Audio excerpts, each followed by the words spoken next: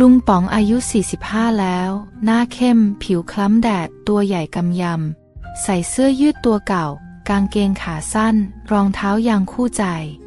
อยู่บ้านไม้หลังเก่าๆปลายนาเช้าก็ขี่มอเตอร์ไซค์ไปไร่เย็นกลับมาอาบน้ำคลองหน้าบ้านชีวิตวนไปวันๆไม่มีอะไรตื่นเต้นลุงไม่มีลูกไม่มีเมียแต่ก่อนเคยมีแฟนสุดท้ายก็ไปมีคนใหม่ทิ้งลุงไว้กับบ้านโสมๆกับสวน2-3 ไร่ช่วงหลังลุงเริ่มเบื่อเพื่อนรุ่นเดียวกันก็มีครอบครัวกันหมดจะคุยจะกินเหล้าก็ไม่ค่อยมีใครว่างบางวันนั่งเหม่อมองทุ่งนาเฉยๆเป็นชั่วโมงอยู่คนเดียวมันเหงาจริงๆว่าลุงบ่นกับหมาที่นอนอยู่ข้างเท้าหมาตัวนั้นชื่อไอ้ดำเป็นเพื่อนคุยคนเดียวของลุงเวลาเหงาก็ได้แต่ลูบหัวมันแล้วนั่งถอนหายใจยาวลุงป๋องมีความสุขกับของง่ายๆกินข้าวกับน้ำพริกนั่งดูดาวหน้าบ้านแต่ลึกๆก็แอบหวังว่าจะมีใครสักคนมาเติมเต็มชีวิตไม่ต้องสวยไม่ต้องรวยขอแค่จริงใจ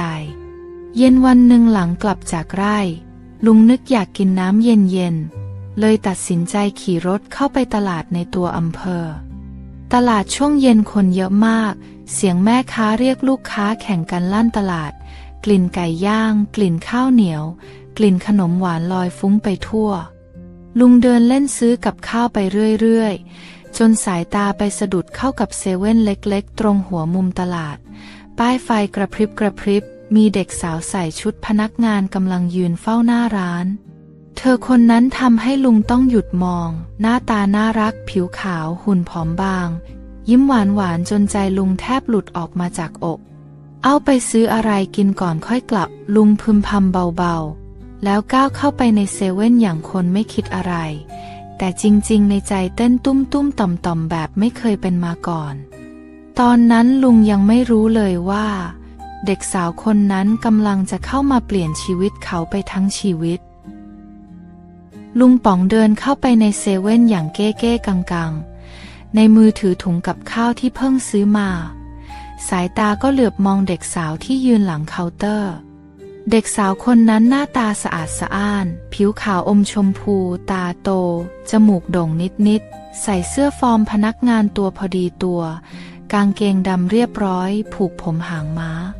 เธอเห็นลุงป๋องเดินเข้ามาก็ยิ้มให้ยิ้มแบบจริงใจไม่มีเสแสร้งไม่มีท่าทีรังเกียจทำเอาลุงรู้สึกเหมือนตัวเองหนุ่มขึ้น10 ปีลุงเดินไปหยิบขวดน้ำอัดลมขวดหนึ่งแล้วเดินไปจ่ายเงินที่หน้าเคาน์เตอร์เด็กสาวรับขวดน้ำกดคิดเงินเร็วมือก่อนจะพูดด้วยเสียงหวาน20 บาทค่ะลุงเสียงเธอนุ่มนวลฟังแล้วหัวใจลุงสั่นวูบมือไม้เก้ๆกังหยิบแบงค์ยื่นให้แทบไม่ตรงลุงยิ้มแห้งๆแล้วรับเงินทอนมาใจจริงอยากคุยด้วยนานๆแต่ก็กลัวตัวเองดูน่าสงสารเกินไปหลังจากวันนั้นลุงก็หาเรื่องเข้าไปเซเว่นบ่อยขึ้นบางวันก็แกล้งไปซื้อแค่ลูกอมเม็ดเดียวบางวันก็ไปเดินเล่นรอบร้านเหมือนไม่มีอะไรทำเด็กสาวคนนั้นชื่อแป้งเธอติดป้ายชื่อไว้ที่อกเสื้อลุงเห็นทุกครั้งที่จ้องมองเธอแบบเงียบๆแป้งเป็นเด็กที่ทำงานขยันขันแข็งยิ้มแย้มกับลูกค้าทุกคนไม่เกี่ยงงานหนักไม่บ่นแม้ต้องยืนทั้งวันพนักงานรุ่นพี่หลายคนยังแอบชมว่าแป้งน่ารักมีบางครั้งลุงป๋องแอบได้ยินแป้งคุยกับเพื่อนร่วมงานเธอบ่นเบาๆว่ากำลังเก็บเงินเรียนต่อแต่ที่บ้านไม่ค่อยมีเงินเลยต้องทำงานพาร์ทไทม์ไปด้วยฟังแล้วลุงยิ่งรู้สึกเอ็นดูจับใจในใจแอบคิดว่าเด็กคนนี้ต่างจากเด็กสมัยนี้เยอะไม่อ้อนวอนใครไม่ขี้เกียจทำงานด้วยใจสู้สุดๆเย็นวันนั้นลุงยืนลังเลอยู่หน้าร้านอยากเข้าไปซื้อขนมให้แป้งแต่ก็กลัวเธอจะเข้าใจผิดสุดท้ายก็ได้แต่ยืนมองเธอยิ้มให้ลูกค้าคนอื่นตอนที่ลุงกำลังจะหันหลังกลับจู่ๆแป้งก็หันมาสบตาแล้วโบกมือให้เบาๆรอยยิ้มสดใสนั้นทำเอาหัวใจลุงป๋องเต้นแรงจนลืมอายุในใจลุงป๋องรู้แล้วว่าชีวิตที่เคยเซ็งๆของเขาอาจจะกำลังเปลี่ยนไปแบบไม่ทันตั้งตัวเช้าวันเสาร์ตลาดคึกคักเป็นพิเศษ คนแน่นเซเว่นจนต้องต่อคิวจ่ายเงินยาวเหยียดลุงป๋องก็อยู่ในคิวนั้นในมือถือขวดน้ำกับขนมปัง2 ชิ้นแป้งทำงานหลังเคาน์เตอร์คนเดียวสีหน้าเธอดูรีบเร่งเหงื่อซึมเต็มหน้าผากมือกดเครื่องคิดเงินแทบไม่หยุดแต่ก็ยังฝืนยิ้มให้ลูกค้าทุกคนคิวยาวจนลุงเริ่มสงสารบางคนก็หงุดหงิดบางคนก็บ่นเสียงดังแป้งก็ก้มหน้ารับคำบ่นโดยไม่เถียงพอลุงถึงคิวตัวเองยังไม่ทันได้ยื่นของให้แป้งสแกนเสียงหัวหน้าร้านก็ตะโกนดังมาจากข้างในแป้งเงินในเก๊กขาดอีกแล้วนะไปเอาเงินสดมาคืนด้วยเสียงดังจนลูกค้าแถวนั้นหันมามองกันหมดแป้งหน้าซีดทันทีมือไม้สั่นหน้าแดงน้ำตาคลอเบ้าเธอพยายามอธิบายว่าไม่ได้หยิบเงินไปไหนแต่หัวหน้าก็ไม่ฟังเขายื่นกระดาษให้แป้งเซ็นรับผิดชอบเงินขาดจำนวนเงินไม่มากนักแต่สำหรับเด็กทำงานพาร์ทไทม์ถือว่าหนักลุงป๋องยืนดูเหตุการณ์อยู่เงียบๆในใจปวดหนึบเหมือนโดนบีบเห็นแป้งยืนตัวแข็งน้ำตารื้นแล้วก็อดไม่ไหวเท่าไหร่ล่ะน้องลุงถามเสียงนิ่งหัวหน้าหันมามองก่อนตอบห้วนๆว่า800ลุงไม่พูดอะไรควักแบงค์พันยื่นให้ทันทีหักของที่ลุงซื้อด้วยแล้วกันลุงพูดง่ายๆแป้งเงยหน้ามองลุงด้วยสายตาตกใจน้ำตาไหลซึมแต่พยายามยิ้มขอบคุณหัวหน้ารับเงินไปแบบเสียไม่ได้แป้งยื่นถุงขนมกับขวดน้ำให้ลุงเสียงเธอสั่นๆขอบคุณเบาๆจนแทบไม่ได้ยินลุงรับถุงแล้วเดินออกจากเซเว่นโดยไม่พูดอะไรแต่ในใจกลับอบอุ่นแปลกๆเหมือนทำสิ่งถูกต้องลุงไม่ได้คิดจะจีบไม่ได้หวังอะไรตอบแทนเขาแค่อยากช่วยเด็กดีๆคนหนึ่งที่กำลังลำบากแม้จะรู้ว่าคนรอบข้างอาจจะมองเขาแปลกๆแต่สำหรับลุงแล้วรอยยิ้มเล็กๆของแป้งในวันนั้นคุ้มเกินพอตั้งแต่วันนั้นเป็นต้นมาแป้งเริ่มมองลุงป๋องไม่เหมือนเดิมอีกต่อไปหลังจากวันนั้นแป้งก็เปลี่ยนไปเธอมักจะแอบส่งยิ้มให้ลุงป๋องทุกครั้งที่เจอบางทีก็ยกมือไหว้แบบนอบน้อมบางทีก็โบกมือหย่อยๆลุงป๋องเองก็ยังเหมือนเดิมยังซื้อขนมน้ำหวานเล็กๆน้อยๆยังแวะไปยืนเลือกของแบบไม่รีบเร่งแต่ที่ไม่เหมือนเดิมคือสายตาแป้งมันเต็มไปด้วยความไว้ใจความอุ่นใจและความสบายใจต่างจากตอนมองลูกค้าคนอื่นแป้งเริ่มกล้าคุยกับลุงมากขึ้นบางวันก็ถามว่าลุงไปทำไร่มาหรอบางวันก็แนะนำขนมใหม่ๆว่าอร่อยแค่ไหนลุงก็ตอบไปตามจริงแบบบ้านๆไม่ได้อวดดีไม่พูดจาทะลึ่งไม่มองแป้งแบบไม่สุภาพทำให้แป้งรู้สึกว่าลุงคนนี้น่านับถือจริงๆเพื่อนร่วมงานบางคนก็แซวแป้งเบาๆบอกว่าลุงป๋องติดเซเว่นเพราะเธอแน่ๆแต่แป้งก็แค่หัวเราะไม่ได้โกรธไม่ได้อายเพราะในใจเธอรู้ดีว่าลุงป๋องไม่ได้มีท่าทีเอาเปรียบเธอเลยมีแต่ความจริงใจและความห่วงใยแบบพี่แบบน้องต่างจากผู้ชายบางคนที่มองเธอด้วยสายตาไม่น่าไว้ใจบางคนก็พูดจาเล่นลามปามบางคนก็แอบหยอกแบบน่าเกลียดแต่ลุงป๋องไม่เคยทำแบบนั้นเลยสักครั้งมีอยู่วันหนึ่งแป้งเลิกงานค่ำฝนตกหนักถนนเปียกแฉะรถ2 แถวไม่มีเหลือแป้งยืนหลบฝนอยู่หน้าร้านด้วยท่าทางเหนื่อยล้าลุงป๋องขี่มอเตอร์ไซค์ผ่านมาเห็นพอดีไม่พูดมากไม่ทำให้แป้งอายแค่ยื่นเสื้อกันฝนเก่าๆมาให้พร้อมพูดเบาๆใส่ไว้ก่อนเดี๋ยวไม่สบายแป้งรับมาใส่ทั้งน้ำตาซึมไม่ได้พูดอะไรเยอะแต่ในใจอบอุ่นเหมือนได้รับไอแดดกลางฤดูหนาวจากวันนั้นแป้งก็รู้แน่ชัดในใจว่าลุงป๋องไม่เหมือนใครและไม่มีใครเหมือนลุงป๋องเย็นวันหนึ่งหลังเลิกงานแป้งยืนรอลุงป๋องอยู่หน้าร้านวันนี้ฝนไม่ตกแต่ลมเย็นๆพัดมาเรื่อยๆลุงป๋องขี่มอเตอร์ไซค์มาจอดข้างๆไม่ได้รีบร้อนไม่ได้ทำตัวน่าเกลียดเขาแค่ยิ้มบางๆแล้วถามเบาๆกลับยังไงลูกแป้งยิ้มเจือนๆก่อนตอบว่าหนูจะเดินกลับบ้านเองค่ะ บ้านเธออยู่ไม่ไกลแต่ต้องเดินผ่านซอยมืดลุงป๋องไม่ได้เซาซีแค่ขี่ตามหลังไปห่างๆแบบไม่ให้เธอรู้สึกเกรงเหมือนเป็นเงาเฝ้าดูเงียบๆพอถึงหน้าบ้านไม้เก่าๆหลังหนึ่งแป้งหยุดเดินแล้วหันมามองลุงป๋องสายตาเธอเหมือนมีเรื่องอยากเล่าแต่ลังเลลุงอย่าไปเล่าให้ใครฟังนะแป้งพูดเสียงเบาลุงพยักหน้าดวงตาจริงจังพร้อมรับฟังทุกอย่างแป้งเม้มปากแน่นก่อนจะเล่าออกมาที่บ้านหนูไม่เหมือนบ้านคนอื่นพ่อแม่หนูไม่ทำงานเอาแต่กินเหล้าเล่นพนันทุกวันบางวันไม่มีข้าวกินหนูก็ต้องออกหางานเองน้ำเสียงแป้งสั่นๆแต่ยังพยายามพูดให้จบเธอเล่าว่าทุกบาทที่หาได้ต้องเอามาจุนเจือครอบครัวทั้งที่บางครั้งเหนื่อยจนแทบล้มหนูไม่อยากเป็นเหมือนพ่อแม่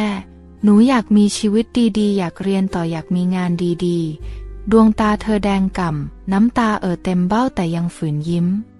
ลุงป๋องนั่งฟังเงียบๆไม่ขัดไม่พูดแทรกไม่ทำท่าเวทนาเกินไปเพราะลุงเข้าใจดีว่าเด็กคนนี้ไม่ได้ต้องการความสงสารเธอแค่ต้องการใครสักคนที่ยืนข้างๆใครสักคนที่รับฟังโดยไม่ตัดสินและลุงก็ยินดีจะเป็นคนนั้นแบบไม่มีเงื่อนไขแป้งเล่าจบแล้วก็ยิ้มทั้งน้ำตาหนูสู้ไหวค่ะลุงหนูไม่ยอมแพ้ง่ายๆหรอกน้ำเสียงสั่นๆแต่เต็มไปด้วยแรงฮึดสู้ลุงป๋องมองหน้าเธอนิ่งๆแล้วพูดเบาๆเหนื่อยเมื่อไหร่ก็มาพักที่เซเว่นลุงได้เสมอคำพูดธรรมดาแต่กลับทำให้หัวใจแป้งอุ่นจนแทบร้องไห้จากวันนั้นเป็นต้นมาแป้งไม่รู้ตัวเลยว่าความผูกพันบางอย่างมันค่อยๆก่อตัวขึ้นมาเงียบๆเย็นวันหนึ่งหลังเลิกงานเหมือนเดิมแป้งยืนเก็บของหลังเคาน์เตอร์ด้วยสีหน้าเหนื่อยล้าลูกค้าเริ่มบางตาอากาศเย็นลงถนนเงียบสงัดลุงป๋องยังไม่กลับบ้านยืนรออยู่มุมหนึ่งแบบไม่เร่งรัดสายตาคอยมองดูแป้งเก็บของเงียบๆแป้งเห็นลุงรอก็ยิ้มบางๆเหมือนโล่งใจที่มีใครสักคนคอยอยู่ข้างๆไม่ต้องพูดอะไรก็อุ่นใจแปลกๆพอร้านปิดไฟแป้งเดินออกมาหาลุงคืนนี้ลมหนาวพัดแรงเสื้อบางๆของแป้งสั่นไหวลุงถอดเสื้อแจ็คเก็ตเก่าๆคลุมให้ทันทีโดยไม่พูดอะไรทั้งคู่เดินเคียงกันไปตามถนนลูกรังเสียงรองเท้ากระทบพื้นเบาๆท่ามกลางความเงียบมีเพียงเสียงลมกับเสียงแมลงกลางทุ่งนาเดินไปสักพักแป้งก็หยุดกระทันหันเธอหันมามองลุงป๋องด้วยสายตาจริงจังริมฝีปากเม้มแน่นเหมือนกำลังรวบรวมความกล้าลุง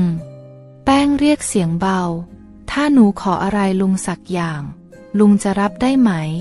เสียงสั่นๆแบบคนเก็บความในใจมานานลุงป๋องชะงักไปนิดหนึ่งแต่ก็พยักหน้าเบาๆแบบไม่ลังเลสายตาบอกชัดว่าพร้อมฟังทุกอย่างที่แป้งอยากพูดแป้งเม้มปากแน่นกว่าเดิมก่อนจะค่อยๆเอ่ยด้วยน้ำเสียงจริงจัง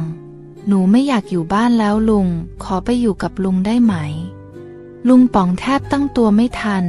หัวใจเต้นแรงมือเย็นวาบสมองมึนไปหมดไม่ใช่เพราะดีใจแต่เพราะตกใจและห่วงแป้งจริงๆแป้งก้มหน้าก้มตาพูดต่อหนูไม่ต้องการอะไรจากลุงเลยแค่อยากมีที่ให้หนูได้พักหัวใจได้ทำงานเก็บเงินไปเรื่อยๆเสียงเธอสั่นๆเหมือนจะร้องให้แต่ก็ฝืนกลั้นไว้ลุงป๋องนิ่งงันไปนานภาพบ้านไม้เก่าๆเตียงว่างๆกับชีวิตเงียบเหงาผุดขึ้นมาในหัวแล้วก็นึกถึงแป้งเด็กสาวที่ไม่เคยเรียกร้องอะไรจากเขาเลยสุดท้ายลุงเอื้อมมือไปลูบหัวแป้งเบาๆไม่ใช่แบบผู้ชายคิดไม่ดีแต่เป็นการลูบหัวปลอบใจเหมือนผู้ใหญ่ปลอบเด็กเสียงลุงเบาๆดังขึ้นกลางความเงียบอยู่กับลุงก็ได้ลูกแต่ต้องสัญญาว่าจะตั้งใจทำมาหากินนะ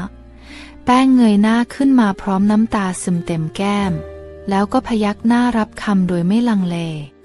ในใจลุงป๋องรู้ดีว่าตั้งแต่คืนนี้เป็นต้นไป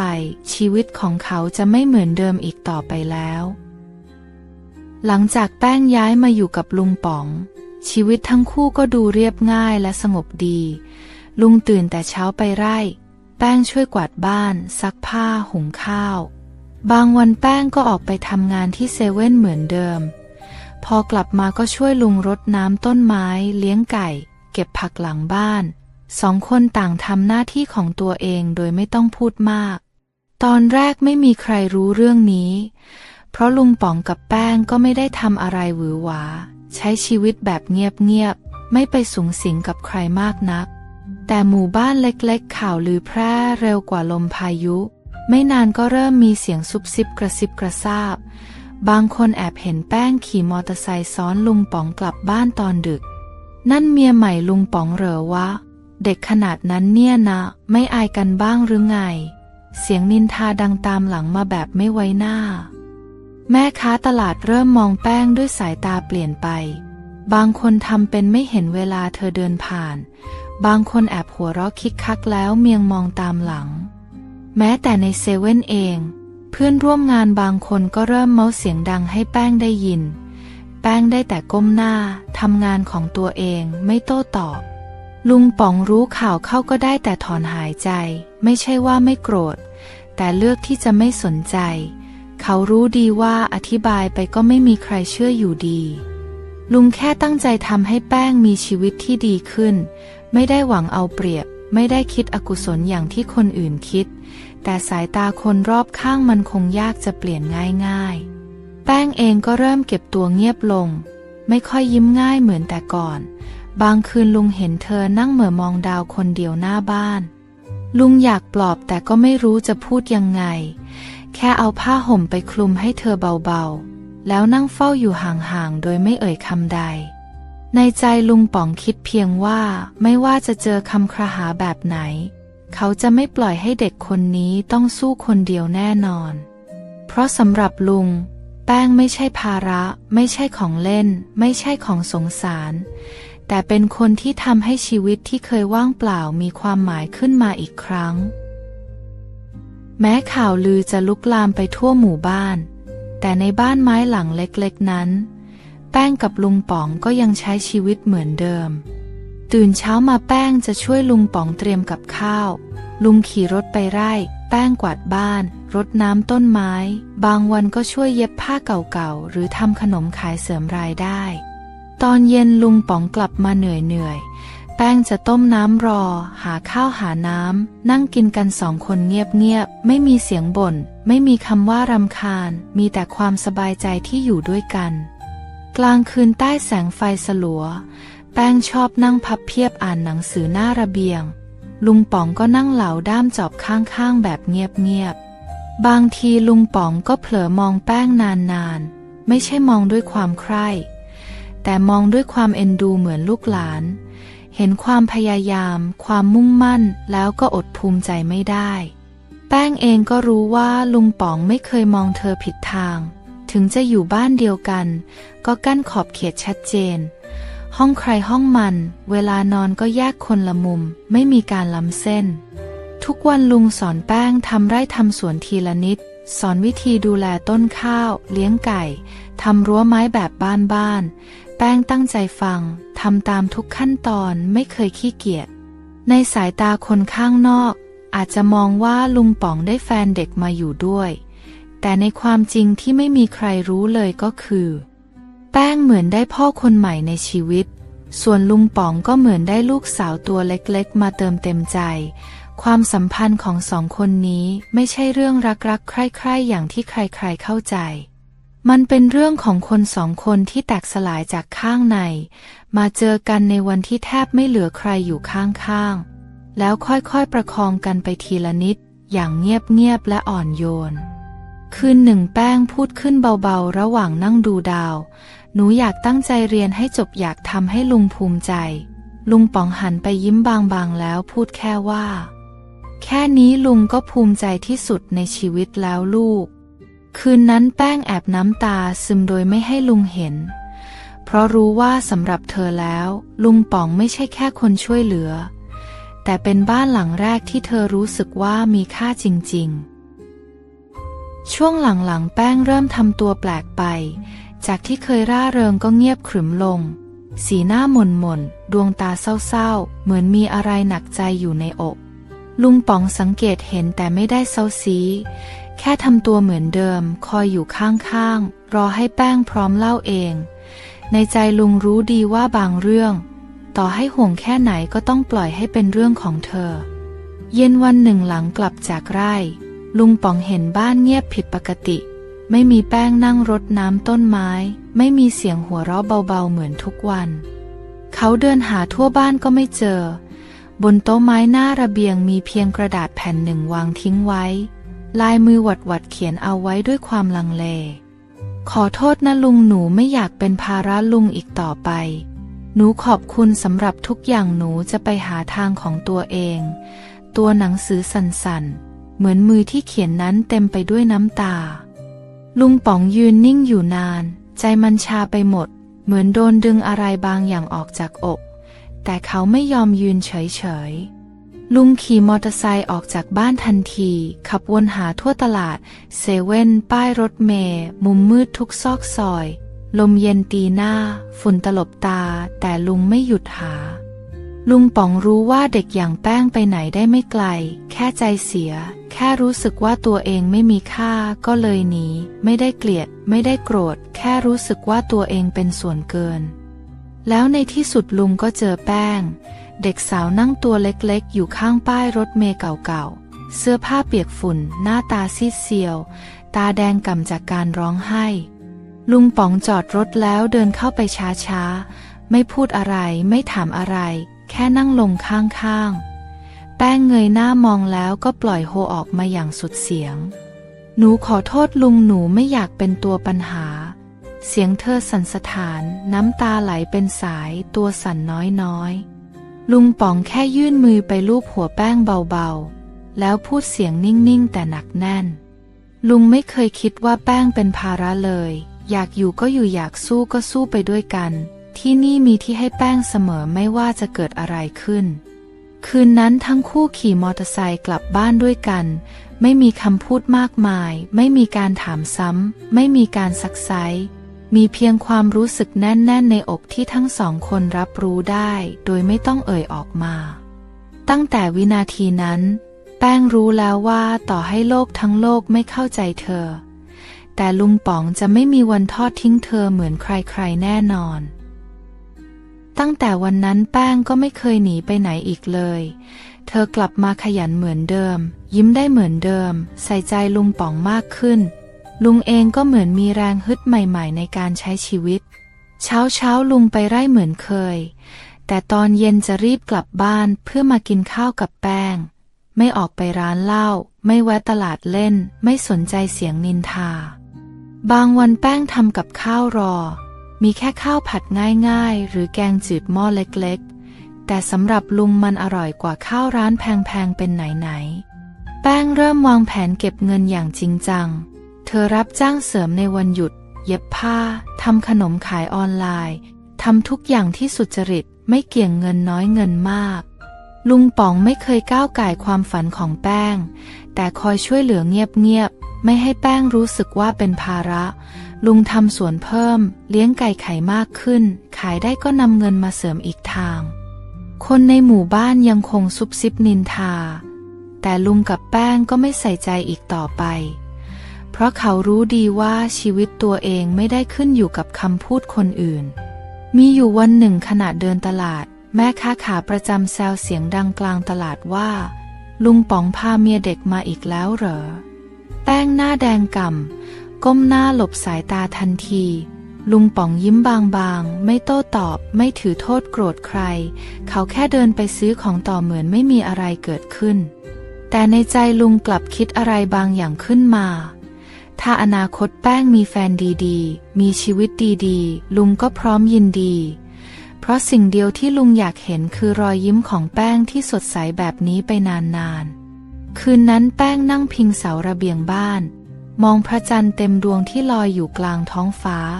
เสียงเธอเบาเหมือนสายลมที่พัดผ่านลุงหนูโชคดีที่เจอลุงนะลุงป๋องยิ้มกว้างโดยไม่พูดอะไรแค่ยื่นมือไปยีหัวแป้งเบาๆด้วยความเอ็นดูถึงคนทั้งหมู่บ้านจะเรียกเธอว่าเมียเด็กของลุงป๋องแต่สำหรับลุงแล้ว แป้งคือแสงสว่างที่พาเขากลับมามีชีวิตอีกครั้งชีวิตที่เคยเหงาเคยจืดจางเคยไร้จุดหมายตอนนี้เต็มไปด้วยรอยยิ้มเสียงหัวเราะและความหวังในทุกๆวันลุงป๋องคนเดิมที่เพิ่มเติมคือหัวใจที่ไม่เดียวดายอีกต่อไปแล้ว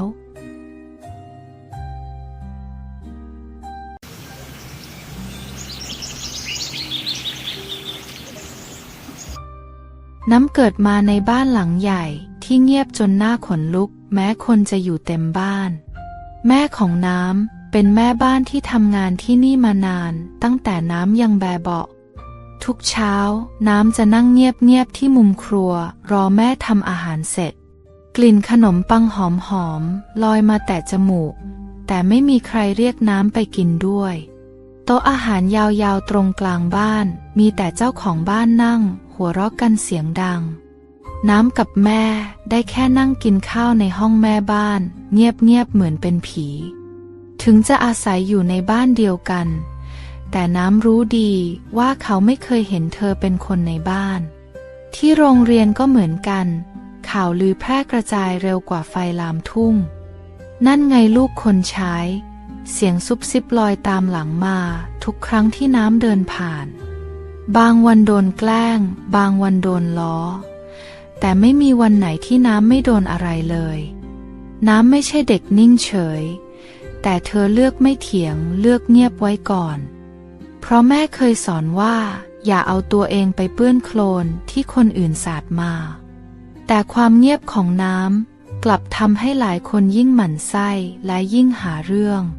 เพื่อนที่พอจะคุยด้วยได้ก็น้อยยิ่งกว่าน้ำในโอ่งแล้งน้ำเลยชินกับการนั่งกินข้าวคนเดียวอ่านหนังสือคนเดียวกลับบ้านคนเดียวในโลกของน้ำไม่มีใครเป็นฮีโร่มาช่วยนอกจากตัวเอง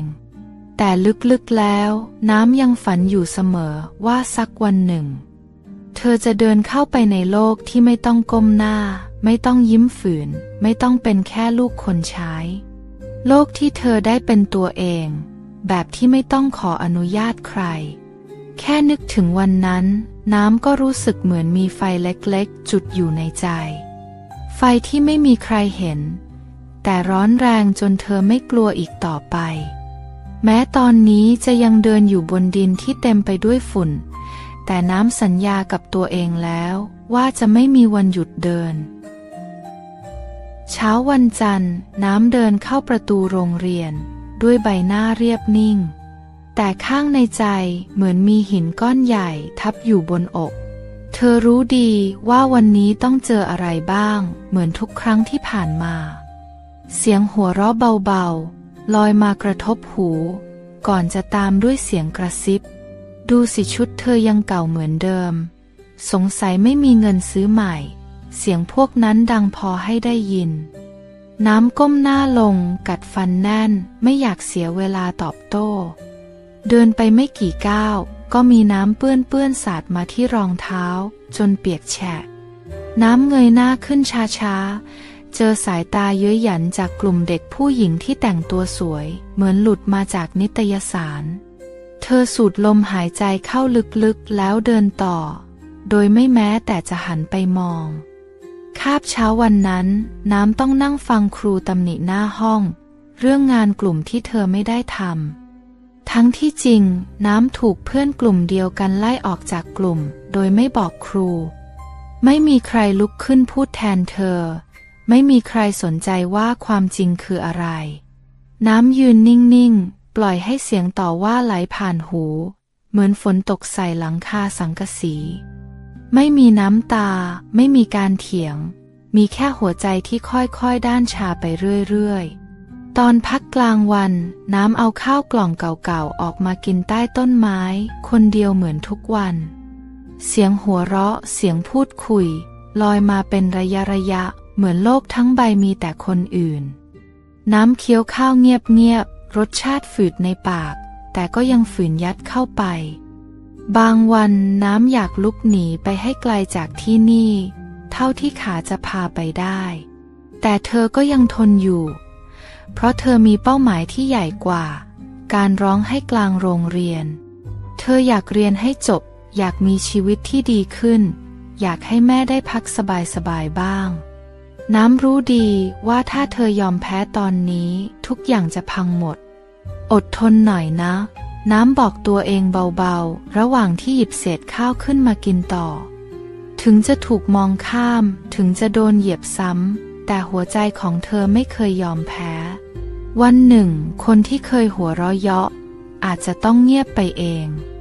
แค่น้ำคิดถึงวันนั้นก็เหมือนได้แรงใจขึ้นมาอีกนิดและในตอนที่น้ำลุกขึ้นจากใต้ต้นไม้สะพัดฝุ่นจากเสื้อเบาๆเธอก็รู้ตัวดีว่านี่แหละคือรอยแผลที่กำลังสร้างเกราะให้เธอแข็งแรงกว่าเดิมหลังจากผ่านช่วงสอบกลางภาคน้ำเริ่มรู้สึกว่าโลกเงียบลงนิดหนึ่งไม่มีเสียงหัวเราะเยาะไม่มีเศษน้ำสาดมาใส่รองเท้าเหมือนก่อนหน้านี้วันนั้นน้ำกำลังนั่งก้มหน้าทำรายงานคนเดียวอยู่หลังห้องเรียนมีเงาหนึ่งเดินเข้ามาใกล้พร้อมเสียงทักทายเบาๆเรานั่งด้วยได้ไหมเด็กผู้หญิงผมตรงคนหนึ่งถามด้วยรอยยิ้มที่ดูจริงใจน้ำเงยหน้าขึ้นเห็นเด็กสาวคนนั้นชื่อฟ้าเป็นคนที่ใครๆก็รู้จักหน้าตาน่ารักเรียนดีกีฬาเก่งเธอมีเพื่อนเยอะแต่วันนี้กลับมานั่งข้างน้ำคนที่ไม่มีใครอยากเข้าใกล้ขอช่วยทำรายงานด้วยนะฟ้าพูดต่อน้ำลังเลอยู่แป๊บหนึ่งแต่ก็พยักหน้าตั้งแต่นั้นฟ้าก็มานั่งข้างน้ำทุกวันเวลามีคาบว่างเธอช่วยอธิบายโจทย์ที่น้ำไม่เข้าใจเล่าเรื่องขำๆให้ฟังจนน้ำเผลอยิ้มตามน้ำเริ่มรู้สึกอบอุ่นทั้งที่ใจจริงก็ยังไม่ไว้ใจหมด100%แต่ความเหงาทำให้น้ำเผลอเปิดประตูใจให้ฟ้าเข้ามาได้ง่ายกว่าที่คิดบางวันฟ้าซื้อขนมมาแบ่งบางวันก็ชวนคุยเรื่องเพลงเรื่องหนังใหม่น้ำไม่เคยมีใครคุยด้วยแบบนี้มานานเลยเผลอเล่าเรื่องตัวเองไปเยอะเล่าเรื่องแม่ที่ทำงานบ้านคนอื่นเล่าเรื่องความฝันที่อยากมีร้านขนมของตัวเองเล่าแม้กระทั่งเรื่องที่ไม่เคยพูดกับใครอย่างความเจ็บที่โดนเหยียบซ้ำทุกวันฟ้าฟังทุกอย่างเงียบๆทำเหมือนเข้าใจทำเหมือนเห็นใจแต่ในมุมที่น้ำไม่เห็นมีรอยยิ้มบางอย่างผุดขึ้นที่มุมปากของฟ้าเธอไม่ได้เข้ามาเพราะสงสารไม่ได้เข้ามาเพราะอยากเป็นเพื่อนเธอเข้ามาเพราะมีแผนบางอย่างที่ซ่อนไว้ในใจน้ำที่กำลังเผลอเชื่อใจไม่รู้เลยว่าพายุลูกใหญ่กำลังรออยู่ข้างหน้าพายุที่ครั้งนี้อาจพัดเธอล้มหนักกว่าเดิมหลายเท่าคืนนั้นน้ำกลับถึงบ้านเศรษฐีช้ากว่าปกติเพราะต้องเคลียร์งานที่โรงเรียนแม่กำลังซักผ้าอยู่หลังบ้านส่วนในตัวบ้านมีเสียงพูดคุยดังลอดออกมาน้ำวางกระเป๋าแล้วเดินเบาๆไปทางห้องโถงอยากไปหาน้ำดื่มแต่พอเดินใกล้เธอก็ได้ยินเสียงนายใหญ่พูดด้วยน้ำเสียงเครียดจัดถ้าเรื่องนี้หลุดไปเราโดนแน่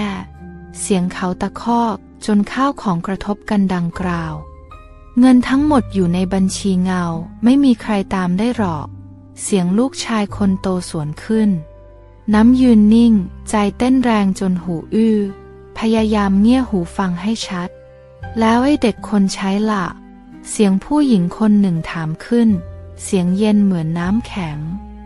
มันไม่ได้ยินอะไรหรอกพวกมันแค่พวกต่ำต้อยเสียงนายใหญ่ตอบพร้อมเสียงหัวเราะเย็นชาน้ำเม้มปากแน่นรู้สึกเหมือนตัวเองถูกตบหน้ากลางอากาศไม่ใช่แค่เหยียดกันธรรมดาแต่ยังมีเรื่องเงินสกปรกที่ซุกซ่อนไว้ในบ้านนี้ขณะที่น้ำกำลังจะถอยกลับจู่ๆประตูห้องก็เปิดออกเธอแทบหลบไม่ทันหัวใจเต้นแรงเหมือนกลองรัวขาแทบขยับไม่ออกน้ำรีบก้มหน้าเดินหนีกลัวว่าใครจะเห็นว่าแอบฟังอยู่แต่ข้างในใจภาพทุกคำพูดยังวงเวียนไม่หายคืนนี้น้ำรู้แล้วว่าโลกไม่สวยอย่างที่เคยหวังบ้านหลังนี้ไม่ได้มีแค่ความเย็นชาแต่มันมีบางอย่างสกปรกกว่านั้นซ่อนอยู่ และถ้าความลับนี้หลุดไปคนอย่างน้ำกับแม่คงไม่มีที่ยืนในบ้านนี้แน่ๆน้ำนั่งนิ่งๆอยู่ที่มุมห้องแม่บ้านมองออกไปในความมืดที่เงียบงันมือกำผ้าห่มแน่นหัวใจสั่นไหวไปทั้งตัวเธอไม่รู้ว่าสิ่งที่ได้ยินในวันนี้จะเปลี่ยนชีวิตเธอไปมากแค่ไหนแต่ที่รู้แน่ๆก็คือเธอกำลังถือระเบิดไว้ในมือโดยไม่ตั้งใจและไม่มีใครบอกได้ว่ามันจะระเบิดเมื่อไหร่เช้าวันจันทร์น้ำเดินเข้าโรงเรียนด้วยหัวใจที่ยังหนักอึ้ง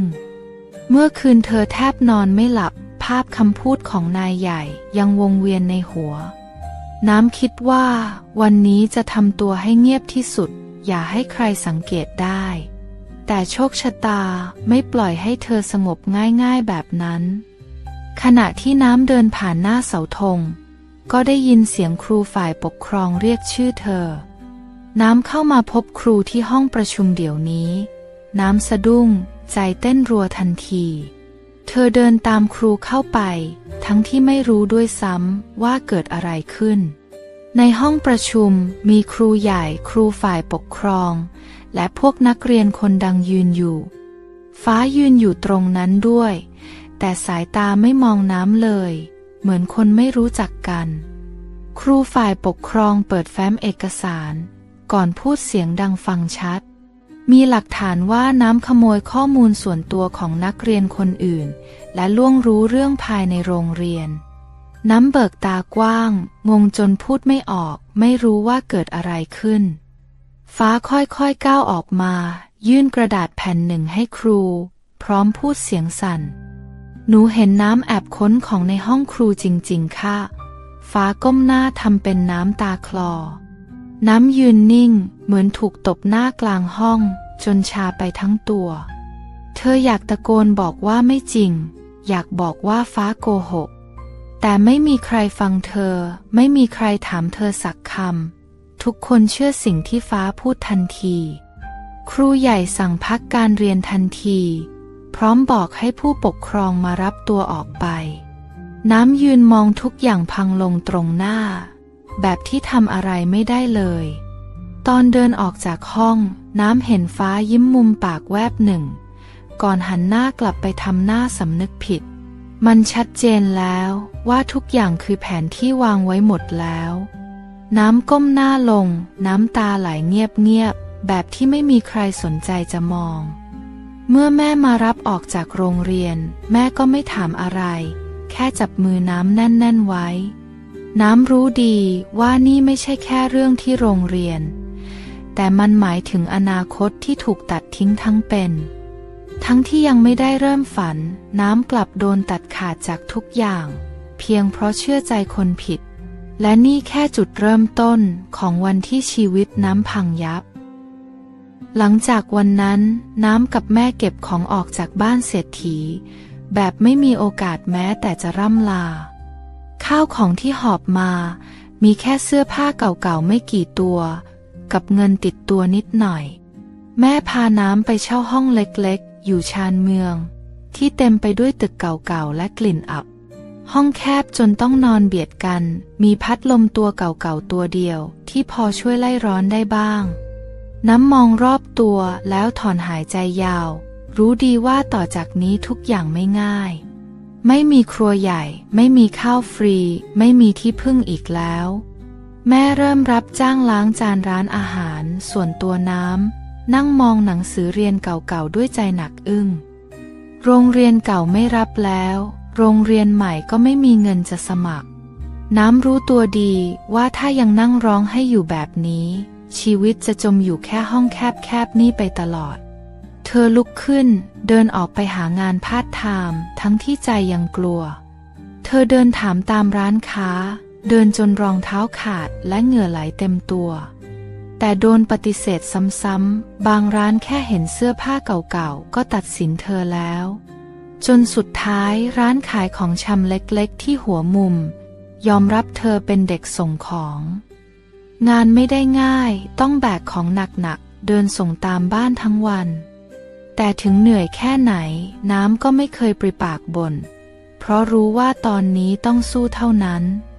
กลางวันทำงานส่งของกลางคืนลงทะเบียนเรียนกศนเองด้วยเงินค่าจ้างวันละไม่กี่สิบบาทเหนื่อยจนบางวันแทบล้มทั้งยืนแต่เธอกัดฟันสู้เพราะรู้ว่าต้องมีอนาคตที่ดีกว่านี้มีวันที่น้ำต้องเดินตากฝนส่งของหนาวจนตัวสั่นแต่มือยังไม่ยอมปล่อยถุงขนมในมือมีวันที่น้ำโดนไล่โดนตะคอกโดนดูถูกซ้ำๆจนอยากหายตัวไปจากโลกแต่ทุกครั้งที่คิดจะยอมแพ้น้ำจะนึกถึงแม่นึกถึงวันที่แม่ต้องยอมก้มหน้าขอข้าวกินและน้ำรู้เสมอว่าเธอไม่อยากเห็นแม่ต้องเหนื่อยไปตลอดชีวิตน้ำซักเสื้อผ้าด้วยมือทุกคืนอ่านหนังสือด้วยไฟห้องน้ำที่สว่างที่สุดฝืนตัวเองไม่ให้หลับไม่มีใครมาช่วยเธอไม่มีใครปรบมือให้มีแค่ตัวเองที่ต้องผลักตัวเองเดินต่อน้ำบอกตัวเองทุกวันว่าถ้าเจอขุมนรกมาแล้วก็ไม่มีอะไรน่ากลัวอีกต่อไปขอแค่เช้าอีกวันมาเธอก็จะได้เดินต่อไปอีกนิดเพราะต่อให้น้ำไม่มีใครแต่ความฝันของเธอยังอยู่ครบทุกชิ้นหลังจากทำงานส่งของอยู่หลายเดือนน้ำเริ่มเก็บเงินได้ก้อนเล็กๆซ่อนเอาไว้ใต้หมอนเงินก้อนนั้นเป็นเหมือนกำลังใจเล็กๆว่าชีวิตยังมีหวังวันหนึ่งขณะน้ำกำลังส่งของให้ร้านขนมเล็กๆแถวตลาดเจ้าของร้านก็เอ่ยปากชวนถ้าว่างมาช่วยทำขนมไหมเด็กที่ร้านขาดพอดีเสียงพูดของลุงเจ้าของร้านฟังดูจริงใจน้ำลังเลอยู่แป๊บหนึ่งก่อนพยักหน้ารับทั้งที่มือยังเปื้อนเหงื่อวันถัดมาน้ำมาช่วยตั้งแต่เช้ามืดหัดนวดแป้งปั้นขนมเรียนรู้งานทุกอย่างเธอไม่เกี่ยงงานไม่บ่นเหนื่อยแม้บางทีโดนดุจนหูชาขณะที่เพื่อนรุ่นเดียวกันใช้เวลาวันหยุดไปเที่ยวน้ำเอาเวลาไปนวดแป้งตั้งแต่เช้าเย็นมือแตกจนเป็นแผลแต่เธอยิ้มได้เพราะรู้ว่ากำลังเดินเข้าใกล้ความฝันอีกนิดน้ำเรียนรู้เร็วหัดทำขนมขายหน้าโรงเรียนกศนเองช่วงเย็นหลังเลิกเรียนเริ่มจากขนมกล้วยขนมถ้วยแบบง่ายๆที่ต้นทุนไม่สูงเธอปั่นจักรยานเก่าๆติดถาดขนมไว้ท้ายรถตะโกนเรียกลูกค้าด้วยเสียงสดใสตอนแรกขายไม่ค่อยได้มีแต่เด็กเล็กๆซื้อกินเล่นเงินเข้าแค่วันละไม่กี่สิบบาทแต่น้ำไม่ท้อเธอปรับสูตรใหม่เพิ่มกลิ่นหอมๆแต่งหน้าขนมให้น่ากินกว่าเดิมไม่นานขนมน้ำเริ่มขายดีขึ้นเด็กนักเรียนและผู้ปกครองเริ่มติดใจเงินที่เคยไหลออกทุกวันเริ่มไหลกลับเข้ากระเป๋าทีละน้อยแม่ของน้ำเห็นลูกสาวเหนื่อยแทบขาดใจแต่ก็ไม่เคยห้ามมีแต่คอยต้มข้าวต้มรอและลูบหัวเบาๆทุกครั้งที่น้ำกลับบ้านน้ำรู้ดีว่าเหนื่อยแค่ไหนก็ไม่สำคัญขอแค่ได้เห็นแม่ยิ้มได้ก็พอเธอเริ่มคิดไกลกว่าแค่ขายข้างถนนวาดฝันว่าจะมีร้านเล็กๆเป็นของตัวเองน้ำซื้อสมุดปกแข็งเล่มหนึ่งเขียนสูตรขนมวาดแปลนร้านในฝันด้วยลายมือหวัดๆแม้ตอนนี้จะยังไม่มีเงินยังไม่มีร้านยังไม่มีอะไรเป็นชิ้นเป็นอันแต่น้ำมีแรงใจและแรงขยันที่ไม่มีใครในโลกขโมยไปได้ทุกหยาดเหงื่อทุกรอยแผลที่มือค่อยๆหล่อหลอมเธอให้แข็งแรงขึ้นทุกวันน้ำเชื่อว่าถ้าอดทนพอสักวันหนึ่งฝันจะไม่ใช่แค่ฝันอีกต่อไปและเธอจะได้ยืนในที่ที่ตัวเองเลือกเองโดยไม่ต้องก้มหน้าให้ใครอีกแล้วขนมของน้ำเริ่มขายดีขึ้นเรื่อยๆคนแถวนั้นเริ่มรู้จักชื่อเธอและติดใจรสมือของเธอมีบางวันขายหมดตั้งแต่ยังไม่บ่ายสามน้ำถึงกับยิ้มออกทั้งน้ำตาเจ้าของร้านขนมที่เคยสอนเธอเอ่ยปากชมบอกว่าน้ำมือดีไม่แพ้คนเปิดร้านใหญ่ๆน้ำฟังแล้วใจพองโต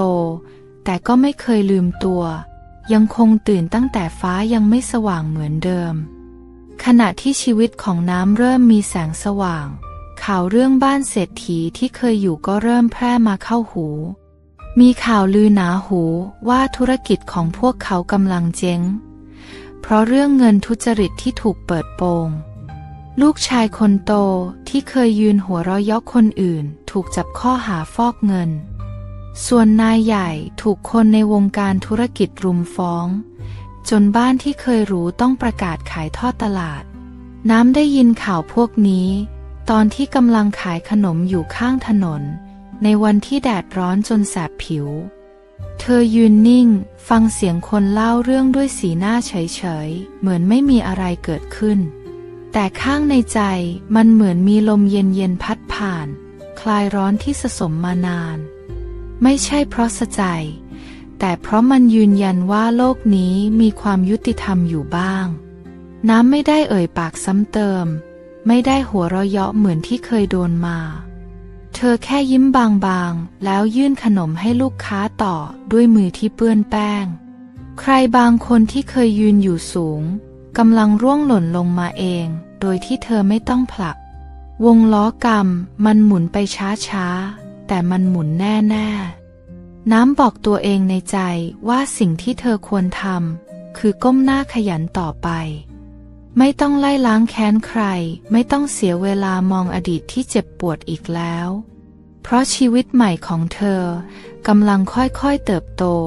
เหมือนต้นไม้เล็กๆที่มีรากแน่นขึ้นทุกวันแม้บางคนจะล้มแต่เธอจะเลือกเดินต่อไปบนทางของตัวเองแบบไม่ต้องเหยียบซ้ำใครเพราะคนที่เจ็บมาก่อนย่อมรู้ดีว่าความเจ็บมันร้ายแรงแค่ไหนน้ำจะไม่เสียเวลาหันหลังไปมองเพราะข้างหน้ามันยังมีแสงสว่างที่รออยู่แค่ก้าวต่อไปด้วยหัวใจที่สะอาดกว่าเดิมและความตั้งใจที่แน่นกว่าเดิมบ่ายวันหนึ่งน้ำกำลังปั่นจักรยานไปส่งขนมเหมือนทุกวันเหงื่อไหลเต็มหลังแต่ในใจยังเต็มไปด้วยพลังเหมือนเดิมระหว่างทางเธอเห็นผู้หญิงคนหนึ่งนั่งก้มหน้าอยู่ข้างทางเสื้อผ้ามอมแมมผมยุ่งพันกันเหมือนคนที่ชีวิตกำลังพังลงไม่มีชิ้นดีน้ำเกือบจะปั่นเลยไปแต่พอหันไปมองอีกครั้งใจก็สะดุดกึกคนที่นั่งอยู่ตรงนั้นคือฟ้าเด็กสาวที่ครั้งหนึ่งเคยยืนอยู่เหนือเธอฟ้านั่งกอดเข่าหน้าซีดเหมือนคนไม่ได้กินข้าวมาเป็นวันข้างตัวมีถุงพลาสติกเก่าๆใบหนึ่งไม่มีแม้แต่เงินติดมือน้ำหยุดจักรยานยืนมองอยู่ห่างๆไม่รู้ว่าควรทำยังไงดีฟ้าเงยหน้าขึ้นสบตากับน้ำแบบตรงๆดวงตาที่เคยเย้ยหยันวันนี้กลับว่างเปล่าไม่มีรอยยิ้มไม่มีคำดูถูกมีแต่สายตาขอความช่วยเหลืออย่างหมดศักดิ์ศรีน้ำยืนเงียบเหมือนเวลาหยุดหมุนไปชั่วขณะทั้งสองคนจ้องหน้ากันโดยไม่มีคำพูดหลุดออกมาแม้แต่คำเดียวฟ้าค่อยๆลุกขึ้นเดินมาหาน้ำเสียงฝีเท้าสั่นเหมือนจะล้มได้ทุกเมื่อช่วยเราหน่อยนะฟ้าพูดเบาๆเสียงแหบแห้งจนแทบฟังไม่รู้เรื่องน้ำยืนมองใจหนึ่งก็ยังโกรธแต่อีกใจก็รู้ดีว่าความเกลียดไม่ทำให้อะไรดีขึ้นเธอสูดหายใจลึกๆก่อนเอื้อมมือหยิบขนมจากถาดยื่นให้ฟ้าโดยไม่พูดอะไรฟ้ารับไปด้วยมือสั่นๆก่อนนั่งลงข้างทางเหมือนเดิมน้ำตาไหลเงียบๆน้ำหันหลังเดินกลับมาที่จักรยานใจยังสั่นเบาๆแต่ไม่ลังเลอีกแล้วในโลกนี้คนที่เคยทำร้ายเราบางทีก็ไม่ต้องแก้แค้นปล่อยให้เวลาทำหน้าที่ของมันแล้วเราก็แค่เดินต่อไปให้ไกลจากอดีตน้ำปั่นจักรยานต่อทิ้งเงาของฟ้าไว้ข้างหลังโดยไม่หันกลับไปมองอีกแต่ในใจของเธอมีบางอย่างเบาลงเหมือนวางก้อนหินหนักๆลงได้สักทีการให้อภัยบางทีมันไม่ใช่เพราะคนอื่นสมควรได้รับแต่มันคือของขวัญที่เรามอบให้ตัวเองเพื่อไม่ต้องแบกอดีตไว้ตลอดชีวิตเวลาผ่านไป2 ปีน้ำยังคงขยันทำขนมพัฒนาฝีมือไม่หยุดจากแผงเล็กๆข้างถนน กลายเป็นร้านขนมอุ่นที่มีคนเข้าไม่ขาดสายเธอเปิดร้านเล็กๆของตัวเองใช้เงินที่เก็บทุกหยดทุกรอยเหงื่อแลกมาชื่อร้านก็ง่ายๆน้ำใจเบเกอรี่เป็นชื่อที่ลูกค้าจำกันได้ติดปาก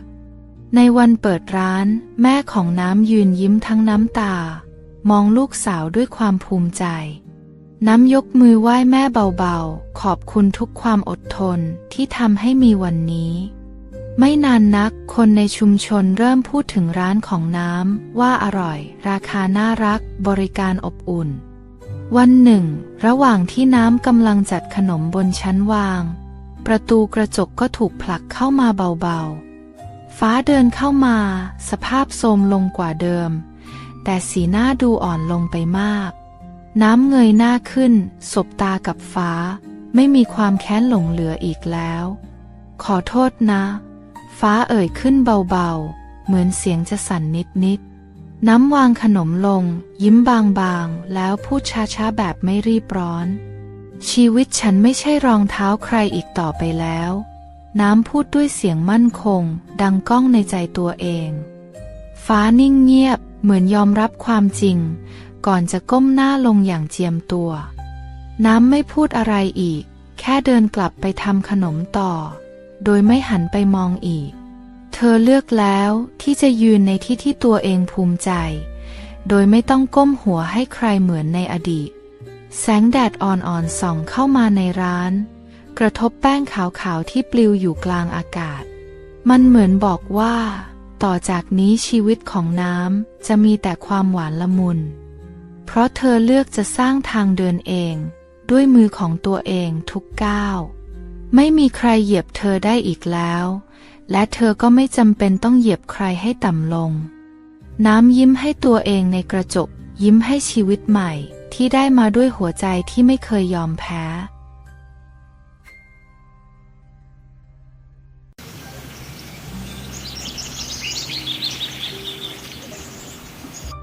แดดบ่ายส่องแรงจนแสบตาลมพัดเอากลิ่นดินแห้งๆลอยมาทุ่งนากว้างไกลสุดลูกตาต้นย่อตัวเกี่ยวข้าวทีละกำมือไม้เหนียวเหนอะไปด้วยเหงื่อแต่ใจยังสู้เต็มร้อยเสียงหัวเราะของเพื่อนบ้านดังลอยมาทำให้บรรยากาศไม่เหงาเกินไปเหมือนมีพลังบางอย่างเติมให้หัวใจระหว่างที่ต้นก้มหน้าก้มตาทำงานสายตาก็เหลือบไปเห็นใครบางคนเดินงงๆเข้ามากลางนาผู้หญิงคนนั้นใส่เสื้อยืดสีซีดๆกางเกงวอร์มขาลุยหมวกฟางใบใหญ่แทบจะบังหน้าหมดเธอเดินหลบกอข้าวอย่างเก้ๆกังๆมือหนึ่งถือเขี้ยวอีกมือหนึ่งเกาแขนตัวเองเบาๆต้นยืนนิ่งไปชั่วขณะรู้แค่ว่าโลกทั้งใบเงียบไปทันทีมีแค่เธอคนเดียวที่อยู่ในสายตาเพื่อนข้างๆกระซิบเบาๆหลานลุงฉ่ำชื่อน้องแนนต้นได้แต่พยักหน้าเหมือนคนโดนมนต์สะกดแนนดูไม่ถนัดงานเกี่ยวข้าวเอาซะเลยแต่เวลายิ้มกลับดูน่ารักจนละสายตาไม่ได้มือเธอจับเคียวไม่เป็นแถมยังทำหญ้าเกี่ยวพันขาล้มลงทุ่งข้าวเสียงดังตุบเพื่อนพากันหัวเราะลั่นนาแนนเองก็หัวเราะเขินๆหน้าแดงเหมือนลูกตำลึงสุกต้นมองภาพนั้นแล้วยิ้มตามรู้สึกอะไรบางอย่างในใจอุ่นวาบขึ้นมาแบบไม่ตั้งใจช่วงพักเที่ยงแนนนั่งกินข้าวอยู่ใต้ต้นมะขามข้าวกล่องที่เอามาดูเหมือนจะกินไม่ค่อยลงต้นแอบชำเลืองมองอยู่ห่างๆอยากเดินเข้าไปคุยแต่ก็ทำตัวไม่ถูกสุดท้ายก็ได้แค่มองเงียบปล่อยให้ลมพัดกลิ่นข้าวสวยลอยมากับเสียงหัวใจที่ดังตุบๆอยู่ในอกคืนนั้นต้นนอนกลิ้งไปกลิ้งมาอยู่บนเสื่อผืนเก่านึกถึงหน้าแนนไม่หยุดยิ่งคิดยิ่งยิ้มต้นไม่เคยรู้มาก่อนว่าการเจอใครบางคนแค่ครั้งเดียวจะทำให้ใจมันว้าวุ่นได้ขนาดนี้เขาบอกตัวเองว่าพรุ่งนี้ต้องหาโอกาสคุยกับแนนให้ได้ต่อให้ต้องหน้าแดงก็ยอมเพราะบางโอกาสในชีวิตถ้าเราไม่คว้าไว้มันอาจไม่มีมาอีกเลยเช้าวันใหม่มาเร็วเหมือนใจยังไม่ทันหายตื่นทุ่งนาถูกแต่งแต้มด้วยเสียงนกกับแดดอ่อนๆที่พาดลงบนรวงข้าว ต้นคว้าเคียวคู่ใจเดินลงทุ่งเหมือนทุกวันแต่วันนี้หัวใจมันเต้นไม่เป็นจังหวะเขาเฝ้ามองหาแนนเหมือนคนมองหาดาวบนจนในที่สุดก็เห็นเธอกำลังนั่งผูกเชือกรองเท้าอยู่ข้างกระต๊อบต้นลังเลอยู่พักหนึ่งก่อนจะตัดสินใจเดินเข้าไปหามือไม้เย็นเฉียบเหมือนจับก้อนน้ำแข็งไปเกี่ยวด้วยกันไหมต้นเอ่ยปากถามเสียงเบากลัวว่าแนนจะปฏิเสธแนนเงยหน้าขึ้นมายิ้มดวงตาเป็นประกายอย่างจริงใจแล้วพยักหน้าช้าๆทั้งสองเดินเคียงข้างกันกลางทุ่งต้นพยายามหาคำคุยแต่สมองมันกลับว่างเปล่าแนนเป็นคนเริ่มเล่าเรื่องตัวเองก่อนเล่าว่าพ่อแม่ทำงานอยู่ในเมืองเธอเลยมาเยี่ยมยายช่วงปิดเทอมต้นฟังเงียบๆใจเต้นแรงทุกครั้งที่แนนเผลอส่งสายตามามันรู้สึกเหมือนลมร้อนกลายเป็นลมหนาวเฉียบพลันกลางวันผ่านไปอย่างรวดเร็วข้าวเต็มกระสอบหลายใบแต่ต้นรู้สึกเหมือนเวลาแค่แป๊บเดียวเย็นวันนั้นต้นตั้งใจชวนแนนเดินไปหลังนาที่มีต้นข่อยต้นใหญ่อยู่กลางทุ่งต้นข่อยต้นนี้สูงใหญ่กิ่งก้านแผ่ออกเหมือนร่มไม้เป็นที่พักเหนื่อยของคนทำนามานานแล้ว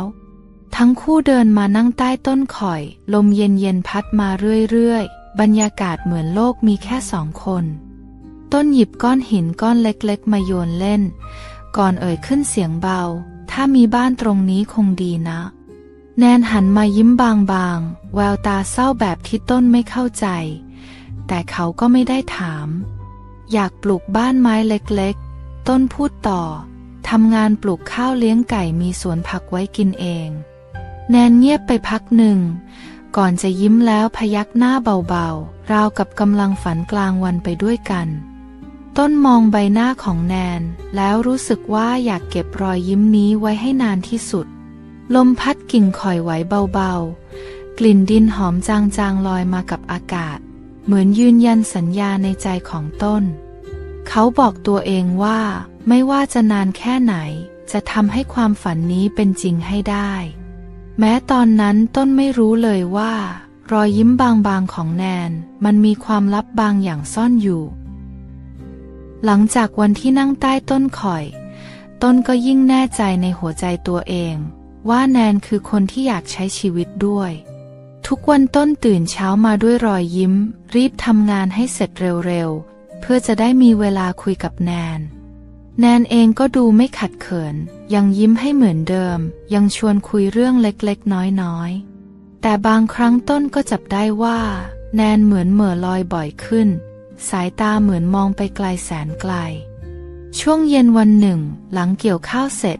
แนนนั่งเล่นโทรศัพท์อยู่คนเดียวข้างกระต๊อบ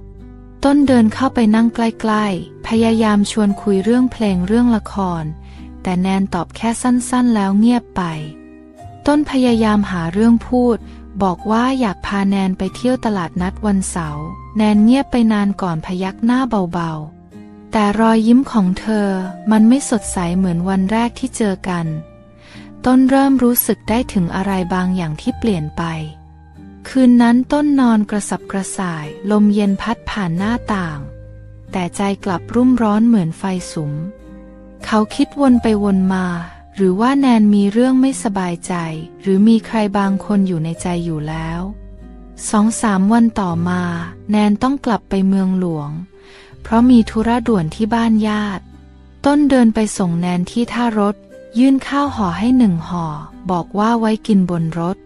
แนนรับไว้ยิ้มจางๆแล้วพูดเบาๆขอบคุณนะพี่ต้นดูแลตัวเองดีๆนะต้นพยักหน้ามือกำแน่นอยู่ข้างตัวไม่กล้าแม้แต่จะยื่นมือไปจับมือเธอรถออกจากท่าช้าๆแนนโบกมือให้ครั้งสุดท้ายก่อนจะหายลับไปกับฝุ่นแดงๆริมทางต้นยืนมองรถจนลับตาความเหงาเริ่มก่อตัวขึ้นในอกเหมือนเมฆดำที่ค่อยๆก่อตัวกลางใจตั้งแต่วันนั้นต้นก็รอข้อความจากแนนทุกวันแต่ข้อความที่ได้มากลับสั้นลงเรื่อยๆบางวันแค่สวัสดีตอนเช้าบางวันแค่รูปวิวจากหน้าต่างรถไม่มีคำหวานไม่มีคำคิดถึงเหมือนก่อน ต้นเริ่มรู้สึกเหมือนตัวเองพะเยาอยู่ฝ่ายเดียวแต่เขาก็ยังรออย่างมีความหวังว่าแนนแค่ยุ่งเกินไปแต่ลึกๆในใจต้นเองก็รู้ดีว่าความรักของเขากำลังเริ่มร้าวโดยที่ทำอะไรไม่ได้เลยเสียงกลองยาวดังมาจากหน้าวัดแสงไฟหลากสีสว่างไสวงานวัดประจำปีเริ่มขึ้นแล้วต้นเดินถือขวดน้ำเปล่ามองดูผู้คนแต่งตัวสวยงามหัวเราะกันเสียงดังเด็กๆวิ่งถือขนมสายไหมผู้ใหญ่จูงมือกันเดินดูของเล่นบรรยากาศครึกครื้นไปหมดแต่ในใจต้นกลับว่างเปล่าเหมือนเป็นคนแปลกหน้าท่ามกลางผู้คนมากมายต้นเดินเรื่อยเปื่อยไปตามซุ้มเกมยิงปืนปาลูกโป่งสอยดาวแต่ไม่มีแรงจะลองเล่นแม้แต่เกมเดียวมือหยิบโทรศัพท์ขึ้นมาเปิดดูข้อความเก่าๆของแนนแล้วก็ยิ้มบางๆเหมือนคนเพ้อแนนไม่ได้ตอบข้อความมาหลายวันแล้วต้นยังรอทุกคืนรออย่างไม่มีเงื่อนไข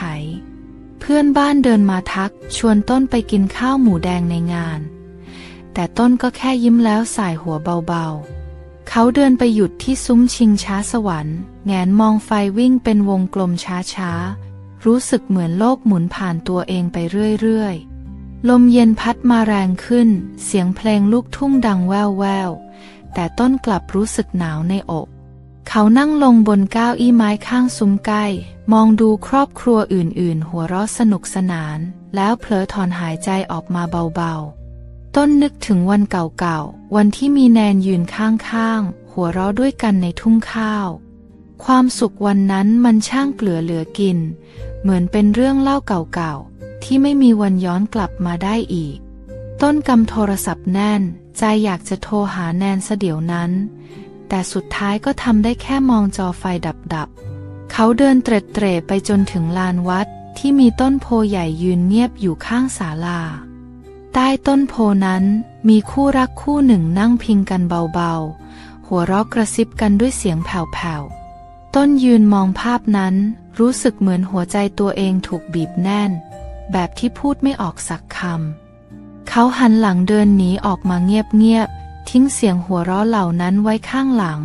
เหมือนไม่อยากได้ยินอีกต่อไปคืนนั้นต้นกลับบ้านเงียบๆนอนมองเพดานไม้ไผ่เก่าๆน้ำตาซึมออกมาเองโดยไม่รู้ตัวในมือยังคงถือโทรศัพท์เครื่องเดิมเปิดไปที่ข้อความสุดท้ายที่แนนเคยส่งมาอ่านซ้ำๆเหมือนคนหลงทางคิดถึงนะพี่ต้นข้อความสั้นๆที่เคยทำให้ต้นมีความสุขวันนี้มันกลับทำให้ปวดใจอย่างบอกไม่ถูกต้นหลับไปทั้งน้ำตาใต้ผ้าห่มเก่าๆที่ไม่ได้ช่วยให้อุ่นขึ้นเลยในคืนที่ใจมันหนาวที่สุดหลายวันผ่านไปข้อความจากแนนก็น้อยลงเรื่อยๆเหมือนลมหายใจที่เริ่มแผ่วเบาต้นนั่งอยู่ข้างเถียงนามือถือโทรศัพท์เก่าๆเอาไว้แน่นลุ้นทุกเสียงแจ้งเตือนเย็นวันหนึ่งขณะต้นถ่ายหน้าจอไปเรื่อยๆก็สะดุดเข้ากับรูปถ่ายใน Facebook เป็นรูปแนนยืนอยู่ข้างชายคนหนึ่งทั้งสองยิ้มให้กล้องโดยมีรถยนต์คันหรูจอดอยู่ด้านหลังหัวใจต้นเหมือนหยุดเต้นไปชั่วขณะตาจ้องมองรูปนั้นนิ่งเหมือนโดนตอกตรึงไว้กลางลานดินเขาเพ่งมองใบหน้าของแนนรอยยิ้มในรูปสดใสเหลือเกินไม่เหมือนรอยยิ้มที่เคยมีให้เขามือสั่นจนจับโทรศัพท์แทบไม่อยู่ความคิดตีกันวุ่นวายเต็มหัวเหมือนมีพายุหมุนอยู่ข้างในชายคนนั้นคือใครทำไมแนนถึงดูมีความสุขขนาดนั้นแล้วต้นละเป็นแค่ตัวอะไรต้นกดเข้าไปอ่านคอมเมนต์ใต้รูปมีเพื่อนของแนนกดหัวใจมากมายแต่ไม่มีใครพูดถึงต้นเลยสักคนเขาเลื่อนนิ้วช้าๆอ่านทุกบรรทัดเหมือนคนหวังจะเจอคำตอบแต่ยิ่งอ่านยิ่งเจ็บเข้าไปอีกในที่สุดต้นก็กลั้นใจพิมพ์ข้อความไปหาแนนนั่นใครเหรอคำถามสั้นๆแต่หนักเหมือนหินทับใจนาทีที่รอคอยคำตอบมันยาวนานกว่าทั้งชีวิตที่ต้นเคยมีมาแนนตอบกลับมาสั้นๆพี่วุฒิเพื่อนที่ทำงานพร้อมอีโมติคอนยิ้มบางๆที่ดูห่างเหินเหลือเกินต้นนั่งนิ่งอยู่นาน มองคำตอบสั้นๆนั้นซ้ำแล้วซ้ำเล่าเหมือนโดนตบหน้ากลางลานว่างๆเขาอยากจะถามต่ออยากจะรู้ความจริงให้กระจ่างแต่สุดท้ายก็ทำได้แค่ลบข้อความทิ้งต้นรู้ดีว่าบางคำถามในโลกนี้ไม่มีคำตอบไหนทำให้หายเจ็บได้เลยตั้งแต่นั้นมาต้นแทบไม่กล้าเปิด Facebook อีกไม่อยากเห็นอะไรที่ทำให้ใจมันร้าวซ้ำเขาหันไปทำงานในนาพยายามใช้มือจับเคียวแทนการคิดฟุ้งซ่านแต่ใจมันก็ไม่เคยว่างต้นยังคงเฝ้ามองทุ่งข้าวที่กำลังเหลืองอร่ามคิดถึงรอยยิ้มของแนนในวันที่อยู่ข้างกันแล้วน้ำตาก็ไหลเงียบๆทุกครั้งหลายอาทิตย์ผ่านไปทุ่งข้าวเริ่มเปลี่ยนสีเป็นทองอร่ามต้นยังคงเฝ้ารอแนนเหมือนเดิมทุกวันเขามองดูทางดินที่ทอดยาวจากปากหมู่บ้านเผื่อว่าจะเห็นร่างบางๆเดินกลับมาจนกระทั่งเย็นวันหนึ่งลุงช่ำขับรถอีแตนมาจอดหน้าบ้านต้นแล้วตะโกนบอกว่าแนนกลับมาแล้วหัวใจต้นเต้นรัวแรงมือที่ถือเสียมอยู่ถึงกับหล่นลงพื้นรีบปัดฝุ่นเสื้อผ้าแล้ววิ่งออกไปทันทีต้นเห็นแนนยืนอยู่ข้างรถใส่เสื้อยืดสีหวานกางเกงยีนขาสั้นสะพายกระเป๋าใบเล็กสีดำเธอยิ้มให้ต้นแต่รอยยิ้มนั้นบางเฉียบเหมือนมีม่านบางๆกั้นกลางอยู่ต้นเดินเข้าไปหาถามเบาๆว่าเดินทางเหนื่อยไหมแนนแค่พยักหน้าเบาๆแล้วเสมิงไปทางอื่นบรรยากาศมันเงียบจนผิดปกติความดีใจในใจต้นเหมือนถูกน้ำเย็นราดสู้ลงกลางอกคืนนั้นมีงานเลี้ยงเล็กๆที่บ้านลุงฉ่ำญาติมารวมตัวกันเสียงหัวเราะคึกคักเต็มลานต้นนั่งอยู่ใกล้ๆแนนพยายามชวนคุยเหมือนเดิมแต่แนนตอบสั้นๆแล้วก็ก้มเล่นโทรศัพท์บางครั้งแนนก็ขอตัวลุกออกไปโทรศัพท์ข้างนอกนานเป็น10นาทีแล้วกลับมาพร้อมรอยยิ้มแปลกๆต้นทำได้แค่มองใจเต้นตุ่มๆต่อมๆแต่ไม่กล้าถามอะไรออกไปสายตาแนนที่เคยอ่อนโยนวันนี้มันดูห่างเหินเหมือนคนละคนกับวันแรกที่เจอกันต้นนั่งเงียบๆมองเปลวไฟจากเตาถ่านใจมันหม่นเหมือนควันไฟที่ลอยฟุ้งในอากาศหลังงานเลิกต้นเดินตามแนนออกมาหน้าบ้านอยากพูดอยากถามอยากรู้ทุกอย่างที่คาใจแต่สุดท้ายเขาทำได้แค่พูดเบาๆคิดถึงแนนนะคำพูดที่เหมือนลอยหายไปกับลมค่ำแนนยิ้มจางๆก่อนตอบกลับมาเบาๆแนนก็คิดถึงพี่ต้นในแบบของแนนประโยคนั้นทำเอาต้นยืนนิ่งไปนานเหมือนโลกทั้งใบหมุนช้าลงแล้วพังลงต่อหน้าต่อตาคืนนั้นต้นนอนมองเพดานไม้เสียงจักจั่นร้องระงมข้างนอกแต่ในใจมันเงียบสนิทเหมือนป่าร้างเขารู้แล้วว่าแม้ร่างของแนนจะกลับมาแต่ใจของเธอไม่ได้อยู่ตรงนี้อีกแล้วเช้าวันนั้นฟ้าใสไร้เมฆลมพัดกลิ่นหญ้าอ่อนๆมาแตะจมูกต้นคว้าเคียวเตรียมลงนาเหมือนเคยแต่ไม่ทันได้ก้าวขาออกจากบ้านเพื่อนบ้านก็มาตะโกนเรียกหน้าตาตื่นแปลกกว่าทุกวันไปตลาดกันไหมเพื่อนชวนเสียงดังได้ข่าวว่ามีคนจากเมืองมาด้วยต้นไม่ได้คิดอะไรแค่ขำรับแล้วเดินตามเพื่อนไปเรื่อยๆตลาดเช้าในหมู่บ้านคึกคักกว่าปกติเสียงคนพูดคุยจอแจกลิ่นขนมครกหอมฟุ้งเต็มลานดินต้นเดินทอดน่องไปเรื่อยๆจนถึงหน้าร้านน้ำเต้าหู้แล้วภาพที่เห็นก็ทำให้เขาชะงักที่ตรงข้ามถนนมีรถคันหรูจอดเงาวับประตูฝั่งคนนั่งเปิดอยู่แนนก้าวลงมาจากรถช้าๆข้างๆแนนมีชายหนุ่มคนเดิมคนที่อยู่ในรูปถ่ายที่ต้นเคยเห็นยืนยิ้มให้เธออย่างอ่อนโยนต้นยืนนิ่งอยู่ตรงนั้นหัวใจเหมือนถูกบีบแรงๆมือเย็นเฉียบจนจับอะไรไม่ติดแนนยืนคุยกับชายคนนั้นสีหน้าแจ่มใสเหมือนคนมีความสุขไม่มีร่องรอยความเศร้าใดๆชายคนนั้นเอื้อมมือไปจับแขนแนนเบาๆแนนไม่ได้ปัดป้องแต่ยิ้มตอบกลับไปอย่างสนิทสนมต้นยืนมองภาพนั้นเหมือนคนหลุดออกจากโลก หูอื้อจนไม่ได้ยินเสียงอะไรอีกเลยเวลาผ่านไปช้าๆเหมือนนาฬิกาหยุดเดินทุกก้าวที่แนนเดินข้ามถนนมามันเหมือนกรีดลึกลงกลางใจต้นเธอเดินผ่านต้นไปแบบที่ไม่แม้แต่จะเหลือบตามองเหมือนเขาไม่มีตัวตนอยู่ตรงนั้นเลยต้นยืนอยู่กลางแดดเปรี้ยงเหงื่อไหลเต็มตัวแต่ข้างในมันเย็นเยียบเหมือนน้ำแข็งแตกละเอียดเพื่อนมาตบไหล่เบาๆพูดอะไรสักอย่างที่ต้นฟังไม่รู้เรื่องเขาได้แต่พยักหน้าแบบไร้สติสุดท้ายต้นก็หันหลังเดินกลับบ้านปล่อยให้เสียงหัวเราะในตลาดไล่หลังตามมาระหว่างทางเดินกลับต้นมองเห็นทุ่งข้าวที่เคยเขียวขจีวันนี้กลับดูแห้งเหี่ยวไร้ชีวิตถึงบ้านต้นนั่งลงตรงใต้ถุนเงียบๆมองดินแตกระแหงใต้เท้าน้ำตาไหลออกมาโดยไม่รู้ตัวเขาไม่ได้ร้องให้เสียงดังแต่ความเจ็บมันแน่นอยู่ในอกเหมือนหินก้อนใหญ่กดทับจนหายใจไม่ออกวันที่ต้นเคยวาดฝันไว้กับแนนมันพังลงไม่เหลือชิ้นดีไม่มีแม้แต่เศษเสี้ยวให้เก็บไว้ได้อีกแล้วหลังจากวันนั้นต้นเหมือนเป็นคนละคนไม่มีรอยยิ้มไม่มีเสียงหัวเราะตื่นเช้ามาก็แค่หยิบเขียวเดินลงนาเงียบๆทำงานไปเหมือนหุ่นที่ไม่มีหัวใจทุกคืนต้นจะนั่งอยู่คนเดียวมองโทรศัพท์เครื่องเก่าในมือหวังว่ามันจะมีเสียงดังขึ้นมาแต่ทั้งคืนก็มีแค่ความเงียบกับแสงไฟหน้าจอที่ว่างเปล่าไม่ต่างจากหัวใจของต้นจนกระทั่งค่ำวันหนึ่งขณะต้นกำลังจะปิดเครื่องข้อความหนึ่งก็เด้งขึ้นมาขอโทษนะพี่ต้นข้อความจากแนนสั้นๆง่ายๆแต่เหมือนมีน้ำหนักเป็นพันตันต้นมือสั่นไปหมดใจเต้นแรงจนเจ็บหน้าอกนิ้วแตะที่จอหลายครั้งแต่พิมพ์ไม่ออกสุดท้ายเขาทำได้แค่อ่านข้อความนั้นซ้ำแล้วซ้ำอีกเหมือนคนบ้าที่ยังไม่ยอมรับความจริงไม่กี่นาทีต่อมาข้อความที่สองก็ตามมาพี่ต้นคือคนดีมากๆนะแต่แนนคงอยู่ข้างพี่ไม่ได้คำว่าขอโทษซ้ำไปซ้ำมา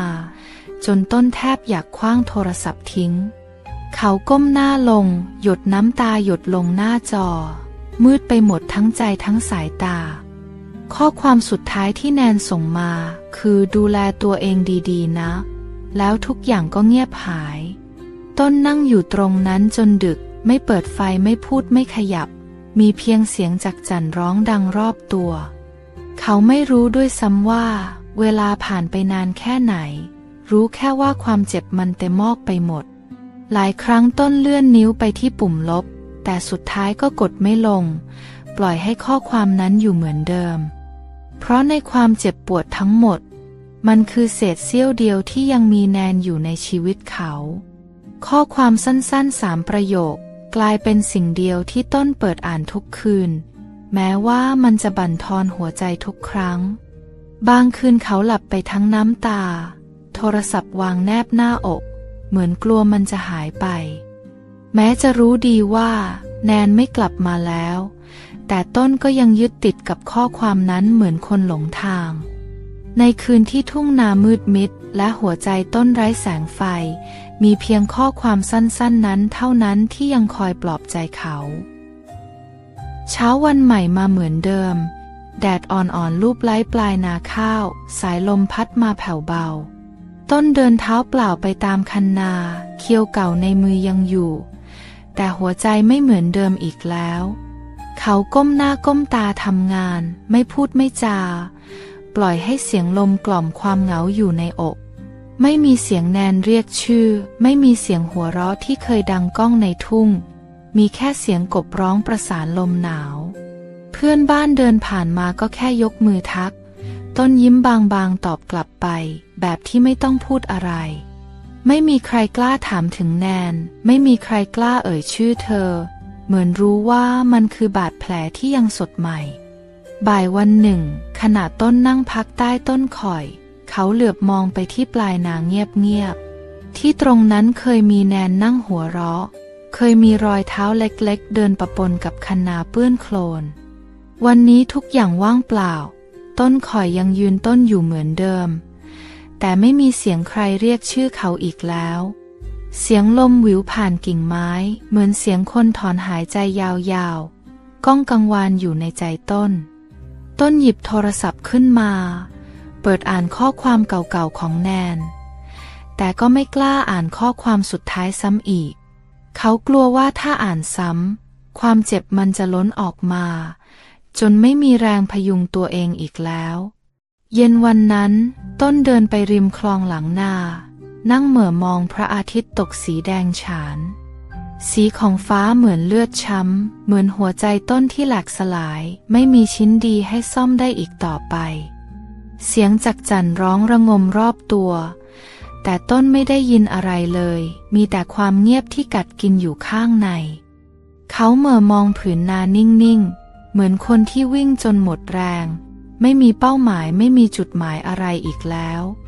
ทุกอย่างดูเหมือนเดิมทุ่งนาฟ้าลมและต้นไม้แต่ชีวิตต้นไม่เหมือนเดิมอีกต่อไปในที่เคยมีเสียงหัวเราะตอนนี้มีแต่ความว่างเปล่าและเสียงหัวใจที่ร้าวจนแทบไม่เหลือชิ้นบ่ายวันหนึ่งฟ้าครึ้มแต่ไม่ตกฝนลมแรงจนต้นข้าวเอ็นไหวไปทั้งทุ่งต้นเดินช้าๆผ่านทางเก่าคันนาแคบๆที่ครั้งหนึ่งเคยมีแนนเดินข้างๆเขาแบกเคียวไว้บนบ่าเหงื่อซึมเต็มหน้าผากแต่ใจกลับเย็นเฉียบจนรู้สึกได้ปลายทางของต้นคือใต้ต้นข่อยใหญ่ที่เคยเป็นพยานในสัญญาวันนั้นต้นข่อยยังยืนต้นสง่ากิ่งก้านโค้งลงต่ำเหมือนอบกอดความทรงจำเก่าๆต้นเดินไปนั่งใต้ต้นข่อยวางเคียวลงข้างตัวแล้วเงยหน้ามองฟ้าโล่งๆฟ้าในวันนั้นกับฟ้าวันนี้ไม่มีอะไรเปลี่ยนต่างกันแค่หัวใจของคนที่มองเสียงลมพัดดังซ่าในหูต้นหลับตาลงช้าๆปล่อยให้ทุกความรู้สึกไหลย้อนกลับมาเขานึกถึงตอนที่แนนนั่งข้างๆนึกถึงรอยยิ้มเขินๆของเธอนึกถึงคำสัญญาที่เคยพูดกันไว้จะปลูกบ้านไม้ตรงนี้จะปลูกผักเลี้ยงไก่ใช้ชีวิตเรียบง่ายทุกคำพูดยังชัดเจนในหัวใจต้นแต่วันนี้ไม่มีแนนไม่มีเสียงหัวเราะมีแค่เสียงลมเศร้าๆถลายผ่านกิ่งข่อยเท่านั้นต้นนั่งนิ่งอยู่นานน้ำตาไหลอาบแก้มช้าๆโดยไม่คิดจะเช็ดออกเขารู้แล้วว่าบางสัญญาไม่ได้ผิดที่พูดแต่มันผิดที่ใจคนไม่เหมือนเดิมต่อให้ทุ่งนาสวยแค่ไหนต้นข่อยแข็งแรงแค่ไหนมันก็ไม่อาจรั้งใครที่อยากไปได้เย็นวันนั้นแดดลับขอบทุ่งเหลือแค่แสงสุดท้ายสีหม่นที่ปกคลุมท้องนาต้นหยิบโทรศัพท์เก่าๆขึ้นมาเปิดอ่านข้อความสุดท้ายของแนนอีกครั้งก่อนปิดหน้าจอเงียบๆเขาหยิบมีดพกเล่มเล็กขึ้นมากรีดชื่อต้นกับแนนไว้ที่เปลือกต้นข่อยอย่างเบามือที่สุดเส้นสายบนเปลือกไม้ดูสั่นไหวเหมือนหัวใจที่ยังไม่ยอมลืมแม้ว่าจะเจ็บแทบขาดใจเมื่อลุกขึ้นยืนต้นยิ้มบางๆให้ตัวเองเป็นรอยยิ้มเศร้าๆที่ยอมรับความจริงทั้งหมดแล้วเขาเดินจากไปช้าๆทิ้งสัญญาไว้กับต้นข่อยและทุ่งนาที่ไม่มีวันเหมือนเดิมอีกแล้ว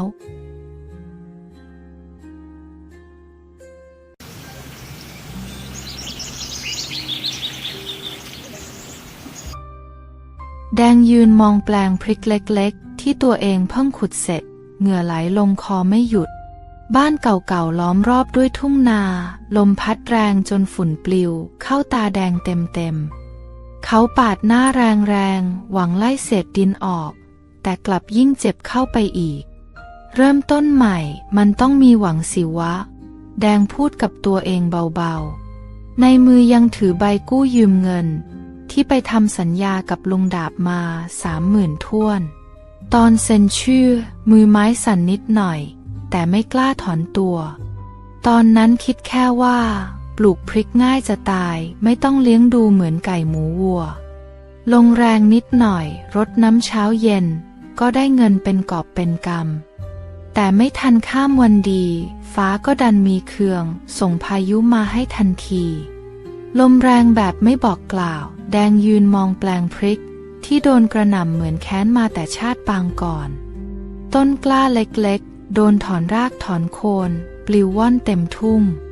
น้ำฝนซัดลงโครมใหญ่ดินที่เพิ่งพรวนกลายเป็นเลนเฉอะแฉะแดงพยายามวิ่งเก็บต้นพริกที่ยังพอมีรากติดอยู่แต่ยิ่งเก็บยิ่งเละพ่อกับแม่ยืนมองจากชายคาสายหน้าช้าๆไม่พูดสักคำหมาที่บ้านยังวิ่งไปหลบใต้ถุนเหมือนรู้ว่าซวยมาเยือนพอฝนซาแดงยืนหอบหายใจอยู่กลางโคลนมือไม้เลอะเทอะไปหมดเขาหันไปมองต้นพริกที่เหลืออยู่ไม่กี่ต้นหัวใจมันโหวงยังไงบอกไม่ถูกเงิน30,000ที่กู้มายังไม่ได้คืนสักแดงแต่พริกแทบไม่เหลือแล้วแดงเอามือปาดหน้าผากรู้สึกเค็มๆจากน้ำเหงื่อหรือว่าน้ำตาก็ไม่แน่ใจแค่เริ่มต้นเองมันก็ยังมีโอกาสอยู่เขาพูดปลอบใจตัวเองอีกรอบแต่ในใจลึกๆมันเริ่มรู้สึกแปลกๆเหมือนจะมีเรื่องซวยอีกหลายดอกตามมาแดดยามเช้าแรงเหมือนลนไฟแดงยืนลูบผมหน้ากระจกแต่งตัวหล่อเต็มที่เสื้อเชิ้ตสีขาวกางเกงยืนเก่าแต่ดูดีรองเท้าผ้าใบคู่เก่งวันนี้เขาตั้งใจแน่วแน่ว่าจะไปหาน้องต่ายแม่ค้าขายผักที่ตลาดคิดไว้ในใจจะชวนคุยดีๆเผื่อจะได้เบอร์โทรมาเก็บไว้แดงเดินมาที่รถมอไซค์คันเก่าที่ใช้มานานหลายปีกุญแจคาไว้ที่เบ้าเรียบร้อยเขาบิดกุญแจแล้วเหยียบสตาร์ทเต็มแรงแต่รถนิ่งสนิทเหมือนงอนเหยียบอีกครั้งก็ยังเงียบเหมือนเดิมมีแค่เสียงแก๊กแก๊กแผ่วๆแดนเริ่มเหงื่อตกลองเขย่าเบาะรถเผื่อจะมีอะไรขยับแต่รถเจ้ากรรมก็ยังเงียบเหมือนประชดชีวิตเขาไม่ยอมแพ้แดงลองเข็นรถไปข้างหน้าแล้วสตาร์ทใหม่อีกรอบคราวนี้รถทำท่าเหมือนจะติดแต่สุดท้ายก็ดับวูบไปแดงถอนหายใจแรงมองฟ้าเหมือนขอความช่วยเหลือแต่ฟ้าไม่ตอบอะไรสุดท้ายเขาจำใจต้องเข็นรถไปตลาดเองทั้งที่แดดร้อนแทบไม่หัวสองข้างทางมีคนเห็นบ้างก็แอบหัวเราะเบาๆบ้างก็ยิ้มขำแดงทำเป็นไม่เห็นก้มหน้าก้มตาเข็นต่อใจในหวังให้น้องต่ายเห็นใจถึงตลาดตอนเหงื่อท่วมตัวเสื้อเปียกติดหลังเหมือนอาบน้ำมาเดินหอบเหนื่อยเข้าไปในแผงผักเห็นน้องต่ายกำลังเลือกมะเขืออยู่อย่างสบายใจน้องต่ายเงยหน้ามาเห็นหัวเราะนิดๆแล้วพูดว่าพี่แดงนี่โชคดีจริงๆเนอะแดงยิ้มแห้งๆทำใจดีสู้เสือทั้งที่อยากร้องให้ตรงนั้นเขายืนคุยกับน้องต่าย2-3ประโยคแต่ในใจลุ้นตลอดว่ากลิ่นเหงื่อจะโชยไหมพอจะชวนไปกินน้ำเย็นๆน้องต่ายบอกต้องรีบไปส่งของให้แม่แล้วรีบเดินหนีหายแดงยืนเก้ออยู่คนเดียวมองตามหลังน้องต่ายไปเหมือนโดนตบเบาๆที่ใจเขาหันกลับมาที่รถมอไซค์คู่ใจที่ตอนนี้เหมือนเศษเหล็กกลางแดดถอนหายใจยาวแล้วเข็นรถกลับบ้านพร้อมคำถามในใจว่าทำไมชีวิตมันช่างง่ายแบบนี้วะหลังจากเข็นรถกลับบ้านแดงนั่งคิดทั้งคืนว่าต้องทำอะไรสักอย่างจะนอนซวยไปวันๆก็ไม่ได้ต้องลุกขึ้นมาหาเงินไม่งั้นนี่ลุงดาบทวงแน่เช้าตรู่วันถัดมาแดงไปรับไข่ไก่จากฟาร์มตั้งใจเอามาขายที่ตลาดฟาร์มให้ราคาถูกแดงยิ้มออกครั้งแรกในรอบหลายวันคิดในใจว่าคราวนี้ต้องรุ่งเขาขนไข่ขึ้นรถกระบะคันเก่าวางเต็มท้ายรถจัดเรียงเรียบร้อยแบบสุดฝีมือก่อนออกจากบ้านแม่ยังตะโกนเตือนอย่าลืมล็อกท้ายรถนะแดงตะโกนตอบล็อกแล้วแม่แล้วกระโดดขึ้นรถอย่างมั่นใจขับออกจากบ้านด้วยใจเบิกบานเสียงล้อบดถนนดังกรอบแกรบฟังแล้วสดชื่นขับมาได้ครึ่งทางมีเสียงแปลกๆดังมาจากท้ายรถเหมือนอะไรกลิ้งไปมาแดงเอะใจนิดนึงแต่คิดว่าคงไม่มีอะไรเลยเหยียบคันเร่งต่อพอถึงโค้งใหญ่หน้าวัดจู่ๆก็ได้ยินเสียงโครมดังลั่น ตามด้วยเสียงแตกลั่นถนนหันหลังไปมองแดงแทบช็อกไข่ไก่ทั้งเข่งกลิ้งกระจายเต็มถนนไข่บางใบกลิ้งมาชนกันแตกดังแผลๆเหมือนฟ้าผ่าลงกลางใจชาวบ้านแถวนั้นวิ่งออกมาช่วยเก็บบางคนเก็บไข่ไม่ทันก็เหยียบแตกอีกเด็กๆวิ่งไล่เก็บไข่สนุกสนานแต่สำหรับแดงมันเหมือนหนังเศร้าแดงกระโดดลงจากรถวิ่งไปช่วยเก็บไข่น้ำตาแทบไหลเข่าเปื้อนโคลนมือเปื้อนไข่ดิบใจก็เปื้อนความผิดหวังพอเก็บเสร็จนับดูแล้วไข่แตกไปครึ่งหนึ่งที่เหลือก็บุบบี้ไม่น่าขายได้ชาวบ้านพากันซุบซิบบางคนหัวเราะเบาๆบางคนทำหน้าสงสารมีลุงคนหนึ่งพูดเสียงดังโอ๊ยไข่ยังตกใจเลยที่อยู่กับแดงยิ้มเจือนๆไม่รู้จะร้องไห้หรือจะขำตัวเองดีท้ายสุดเขาเก็บไข่ที่รอดใส่เข่งขึ้นรถอย่างเซ็งๆแล้วขับกลับบ้านในใจคิดว่าคราวหน้าจะล็อกท้ายรถให้แน่นหรือไม่ก็ขายอย่างอื่นไปเลยดีไหมแต่ยังไม่ทันคิดจบฝนก็ตั้งเขาทะมึนมาอีกแล้วเหมือนจะซ้ำเติมให้ชีวิตมันกว่าเดิมวันอาทิตย์แดดจ้าแดงตื่นแต่เช้าอารมณ์ดีเป็นพิเศษบนหัวเตียงมีการ์ดงานแต่งเพื่อนเก่าชื่อไอ้เหน่งเพื่อนสมัยประถมแดงตั้งใจแน่วแน่ว่าวันนี้ต้องไปให้หล่อให้สมกับเป็นเพื่อนเจ้าบ่าว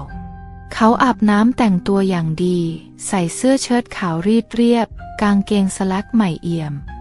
ฉีดน้ำหอมจนกลิ่นฟุ้งหวีผมจนเงาวับมั่นใจสุดๆแม่เดินผ่านเห็นยังต้องชมวันนี้หล่อกว่าตอนไปสมัครงานอีกนะแดงยิ้มภูมิใจหยิบซองใส่เงินใส่กระเป๋าเสื้อแล้วขี่มอไซค์ออกจากบ้านเขาขี่ไปตามทางลูกรังลัดทุ่งนาไปวัดที่นัดกันไว้ใจเต้นตุ้มๆต่อมๆในหัวจินตนาการว่าจะได้เจอเพื่อนเก่าๆแล้วได้ถ่ายรูปร่วมเฟรมกันอย่างสนุกสนานพอถึงวัดเห็นคนเยอะเต็มลานวัดแดงรีบจอดรถแล้วเดินเข้าไปอย่างมั่นใจสายตากวาดมองหาไอ้เหน่งแต่ไม่เห็นสักคนมีแต่หน้าคนแปลกหน้าเต็มไปหมดเขาคิดในใจสงสัยไอ้เหน่งคงยังไม่มาเลยเดินไปนั่งโต๊ะกับญาติฝั่งเจ้าบ่าวนั่งไปสักพักมีผู้ใหญ่คนหนึ่งยิ้มให้แล้วถามเบาๆเอ็งเป็นฝ่ายไหนล่ะแดงยิ้มกว้างตอบเต็มปากเต็มคำเพื่อนเจ้าบ่าวครับผู้ใหญ่คนนั้นขมวดคิ้วนิดๆก่อนหันไปกระซิบกับคนข้างๆบรรยากาศเริ่มแปลกๆญาติหลายคนหันมามองแดงเหมือนดูตัวประหลาดไม่นานนักมีเสียงกระซิบกระซาบดังขึ้นรอบโต๊ะทำเอาแดงเริ่มร้อนหนาวแล้วเจ้าสาวก็เดินเข้ามาหน้าไม่คุ้นเลยไม่ใช่เมียไอ้เหน่งแน่นอนแดงใจสั่นตุ้มรีบหยิบการ์ดงานแต่งออกมาดูแล้วตาโตทันทีวัดที่ไอ้เหน่งแต่งอยู่คือวัดอีกแห่งหนึ่งที่ห่างไป2 กิโลไม่ใช่วัดนี้เขารีบยกมือไหว้ทุกคนพร้อมขอโทษเสียงอ้อมแอมแล้ววิ่งออกจากศาลาแทบไม่ทันขึ้นรถมอไซค์สตาร์ทมือสั่นหัวใจเต้นแรงเหมือนวิ่งแข่ง100 เมตรขี่ไปอีกวัดหนึ่งถึงที่หมายตอนงานเกือบจบเพื่อนหัวเราะกันลั่นไอ้เหน่งวิ่งมากอดคอแดงพูดลั่นเอ็งนี่มันไม่เคยเปลี่ยนเลยจริงๆวะแดงได้แต่หัวเราะกลบเกลื่อนทั้งที่ใจแอบเจ็บเบาๆว่าวันนี้ก็ยังสวยไม่เลิกเดินกลับบ้านค่ำวันนั้นพร้อมคำสาบานในใจครั้งหน้าอะไรก็แล้วแต่กูจะเช็คซ้ำ3 รอบบ่ายวันนั้นอากาศอบอ้าวเมฆดำเริ่มลอยมาเต็มฟ้าลมพัดแรงผิดปกติแดงนั่งกินแตงโมอยู่หน้าบ้านยังคิดในใจว่าฝนคงไม่ตกหรอกมั้งแต่ยังไม่ทันปาดปากเสียงฟ้าร้องก็ดังสนั่นจนแตงโมแทบร่วงจากมือแม่ตะโกนจากหลังครัวแดงไปปิดคอกไก่เร็วๆก่อนฝนมาแดงรีบลุกขึ้นคว้าร่มพับเก่าๆมาถือไว้วิ่งฝ่าลมออกไปฝนเริ่มโปรยเม็ดใหญ่ตกใส่หลังคาดังเปาะแปะไก่ในเล้าเริ่มร้องจ้าละวัน เขาวิ่งถึงคอกไก่มือกำลังจะดึงประตูเล้าแต่ทันใดนั้นเสียงตูมดังลั่นฟ้าผ่าลงต้นไม้ใหญ่ข้างเล้าแสงวาบแสบตาแดงยืนตัวแข็งอยู่นิ่งๆเสียงผ่าดังจนพื้นสะเทือนไก่ในคอกกระโดดหนีกันกระเจิงวิ่งข้ามเท้าแดงไปหมดใจเขาเต้นแรงไม่เป็นจังหวะ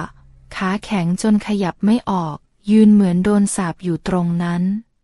เสื้อเปียกจนแนบตัวฝนสาดหน้าเหมือนโดนตบเบาๆซ้ำๆยังไม่รู้จะวิ่งหรือจะยืนสุดท้ายเขาตัดสินใจหันหลังกลับวิ่งสุดชีวิตเข้าบ้านพร้อมไก่3 ตัวที่ตามมาติดๆพอเข้าถึงใต้ถุนแดงหอบแฮกๆนั่งลงอย่างหมดแรงหัวเปียกน้ำเหมือนโดนราดแม่เดินมามองหน้าแล้วพูดเสียงเรียบๆเอ็งจะโดนฟ้าผ่าตายสักวันแดงไม่ตอบแค่นั่งมองมือสั่นๆของตัวเองแล้วพ่นลมหายใจออกเบาๆไก่3 ตัวที่วิ่งตามมายืนหลบฝนข้างๆเขาเงียบๆเหมือนเพื่อนร่วมชะตาเขาหันไปมองเล้าไก่ที่เปิดค้างแล้วถอนหายใจยาวอีกทีฟ้าร้องอีกครั้งจากไกลๆแต่ในใจแดงมันร้องไปถึงชาติหน้าค่ำวันนั้นไฟดับทั้งหมู่บ้านลมยังแรงไม่หยุดหลังคาบ้านบางหลังก็ปลิวไปแดงนั่งอยู่ในมุมมืดไก่นอนข้างๆเหมือนรู้ใจทุกอย่างมันเงียบจนน่ากลัวเขาพึมพำกับตัวเองเบาๆตกลงกูจะรอดจากเดือนนี้ไหมวะต้นมะม่วงหลังบ้านแดงปีนี้ออกลูกดกจนกิ่งแทบหักเห็นแล้วชื่นใจลูกใหญ่สีสวยเนื้อแน่นมีทั้งเขียวเสวยทั้งฟ้าลั่นบางลูกโตเท่าหัวหมาแดงเดินดูรอบต้นทุกเช้าคิดในใจว่าจะเอาไปขายหรือแจกเพื่อนบ้านดี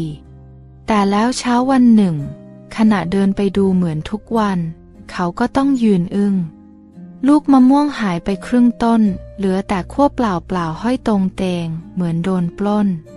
เขาหันซ้ายหันขวาเห็นรอยเท้าในดินชื้นๆลากยาวไปถึงรั้วด้านข้างบ้านใจเริ่มไม่ดีเพราะบ้านข้างๆคือบ้านป้าสำราญที่ขึ้นชื่อเรื่องมือไวแดงเดินอ้อมไปดูเงียบๆเห็นเปลือกมะม่วงกองอยู่หน้าครัวกับมีดปอกวางทิ้งไว้เสียงป้าสำราญดังออกมาจากในบ้านอร่อยดีแฮะมะม่วงปีนี้หวานกว่าทุกปีอีกแดงสูดหายใจลึกเดินเข้าไปทักแบบใจเย็นป้าเก็บมะม่วงหลังบ้านผมหรือเปล่าครับป้าสำราญทำหน้างงๆอ้าวนึกว่าของใครก็ไม่รู้เห็นมันสุกก็เลยเก็บมาแดงพยายามฝืนยิ้มแต่ในใจมันร้อนวาบขึ้นมาเฉยๆเขาพูดไปตรงๆว่าขอให้บอกก่อนคราวหน้าจะได้ไม่เข้าใจผิดกันป้าสำราญเริ่มเสียงแข็งอ้าวแค่ไม่กี่ลูกเองทำไมต้องเรื่องเยอะด้วยแดงอึ้งไปครู่หนึ่งพูดอะไรไม่ออกเหมือนคำมันติดอยู่กลางคอเสียงเริ่มดังขึ้นเรื่อยๆคนแถวบ้านเริ่มโผล่หน้ามาดูเหมือนชมละครสดแดงพยายามจะจบเรื่องดีๆแต่ป้าไม่ยอมหยุดยืนเท้าสะเอวตะโกนลั่นถ้ามะม่วงมันสำคัญนักคราวหน้าก็เอาตาข่ายคลุมไว้นะจะได้ไม่หายแดงยืนนิ่งหน้าชาไปครึ่งซอยหันหลังกลับเดินช้าๆกลับบ้านในหัวคิดวนไปวนมาตั้งแต่ปลูกพริกยันโดนฟ้าผ่าชีวิตนี่มันอะไรนักหนาแม่เดินมาถามว่าเสียงดังอะไรแดงตอบแค่เบาๆมะม่วงมันกลายเป็นเรื่องใหญ่ไปแล้วแม่ตกเย็นวันนั้นแดงนั่งแกะมะม่วงที่เหลืออยู่นิดเดียวกินไปเคี้ยวไปอย่างขมๆเขาคิดในใจว่าบางครั้งของในบ้านตัวเองยังต้องระวังมากกว่าของในตลาดแล้วก็ตัดสินใจแน่วแน่ว่าพรุ่งนี้เช้าจะปีนขึ้นไปมัดมะม่วงที่เหลือไว้แน่นๆเช้าวันเสาร์แดดสวยลมพัดเย็นจนรู้สึกดีแดงยิ้มตั้งแต่ตื่นวันนี้ญาติจากกรุงเทพจะมาเยี่ยมแม่ตื่นตั้งแต่ฟ้ายังไม่สว่างทำกับข้าวเต็มโต๊ะแดงรับหน้าที่ปัดกวาดลานบ้านล้างโต๊ะเก็บขยะทำอย่างขยันขันแข็งพอทำงานเสร็จเดินไปหยิบเสื้อมาเปลี่ยนก็เหลือบไปเห็นส้วมหลังบ้าน ส้วมหลุมเก่าๆที่ใช้อยู่ทุกวัน หลังคาสังกะสีเอียงนิดหน่อย มีหยากใยตรงมุม เขาเดินไปยืนดู แล้วเริ่มรู้สึกไม่สบายใจ กลิ่นมันตุๆยังไงไม่รู้ แต่เพราะรีบเลยคิดว่าเดี๋ยวค่อยล้าง ขอไปอาบน้ำก่อนแล้วกัน เที่ยงวันนั้นรถเก๋งสีขาวของญาติลั่นเข้ามาจอด เด็กๆวิ่งลงมาก่อนใคร แม่รีบต้อนรับเสียงหัวเราะดังทั่วบ้าน แดงยืนยิ้มรับแขกแบบอายๆไม่นานหลังจากกินข้าวลูกพี่ลูกน้องคนหนึ่งเดินมากระซิบเบาๆห้องน้ำอยู่ไหนพี่ แดงยิ้มรับชี้ไปหลังบ้านทันที เดินตรงไปเลยหลังรั้วไผ่เขาไม่ได้คิดอะไรเดินไปหยิบขนมมาเสิร์ฟต่ออย่างไม่รู้ชะตากรรมที่กำลังจะเกิดขึ้น5 นาทีต่อมาได้ยินเสียงดังอักจากหลังบ้านตามด้วยเสียงอุทานเสียงหลงแดงรีบวิ่งไปดูก็เห็นญาติยืนหน้าเหวอพร้อมกับส้วมที่พื้นสุดจนเอียงพื้นไม้ตรงฝารับน้ำหนักไม่ไหวแผ่นไม้หักกลางแถมถังข้างใต้เต็มถึงปากกลิ่นลอยมาแบบไม่ทันตั้งตัวแดงถึงกับยืนกลั้นหายใจขาแข็งไปชั่วครู่ญาติทำหน้าไม่ถูกพูดแผ่วเบาพี่แดงผมขอโทษผมนั่งแล้วมันพังเองแดงไม่โกรธแต่หน้าแดงกว่าเดิม10 เท่ายิ้มเจือนๆแล้วบอกไม่เป็นไรมันพังมานานละแม่เดินตามมาดูถึงกับอุทานเสียงดังเอ็งไม่ล้างตั้งแต่เมื่อวานใช่ไหมแดงเพื่อนบ้านแอบเดินผ่านหยุดมองแล้วยิ้มมุมปากก่อนเดินจากไปพร้อมเสียงขำเบาๆแดงยืนมองซากส้วมที่เอียงกระเทเร่แล้วถอนหายใจเหมือนจะเป็นลมบ่ายวันนั้นทุกอย่างเงียบลงญาติพากันกลับเร็วกว่าเดิมอ้างว่ารถติดแดงนั่งข้างส้วมพังๆพร้อมพลั่วใจมันเหนื่อยยังไงบอกไม่ถูกเขาหันไปบ่นกับไก่ที่ยืนดูอยู่เอ็งว่ากูจะซวยได้อีกกี่เรื่องวะหลังเจอส้วมพังแดงก็หมดอารมณ์ทำอะไรอยู่หลายวันนั่งถอนหายใจบ่อยขึ้นแม่เดินผ่านยังต้องบ่นอย่าเอาแต่ถอนใจมันไม่ช่วยให้หนี้หมดนะลูกแดงพยักหน้าเบาๆแล้วลุกไปหยิบสมุดโน้ตที่จดแผนหาเงินไว้เต็มหน้าเขาเหลือบไปเห็นโพสต์ในกลุ่มขายของมีคนมาลงขายปุ๋ยสูตรพิเศษบอกว่าเร่งโตได้ดีราคาแค่ครึ่งเดียวจากร้านปุ๋ยมีรีวิวแปะไว้เพียบพร้อมเบอร์โทรให้ติดต่อแดงโทรไปทันทีเสียงปลายสายพูดจาดีมากบอกส่งฟรีถึงบ้านเขาโอนเงินไปเต็มจำนวนหวังว่าอย่างน้อยครั้งนี้จะไม่ซวยซ้ำแม่ถามว่าแน่ใจไหมแดงยิ้มตอบมั่นๆเช็คละแม่คนนี้เขาขายมานานหลังโอนไปแล้วรอวันแรกยังไม่มีของรอวันที่2ก็ยังเงียบวันที่3โทรไปอีกไม่มีคนรับสายแดงเริ่มรู้สึกแปลกๆในใจลองเข้าไปดูโพสต์เดิมในกลุ่มแต่โพสต์หายไปเฉยๆเหลือแต่คอมเมนต์เตือนว่าโดนเหมือนกันใจหล่นวูบมือสั่นนิดๆเขานั่งนิ่งอยู่หน้าบ้านนานเป็นชั่วโมงเย็นวันนั้นน้องต่ายผ่านมาถือถุงขนมกับน้ำเต้าหู้มาฝากเห็นหน้าแดงแล้วก็ถามเบาๆเป็นอะไรหรือเปล่าพี่ทำไมดูหน้าเศร้ากว่าไก่ในเล้าอีกแดงฝืนยิ้มบอกความจริงไปแบบไม่กลั้นน้ำเสียงว่าโดนหลอกหมดไปหลายร้อย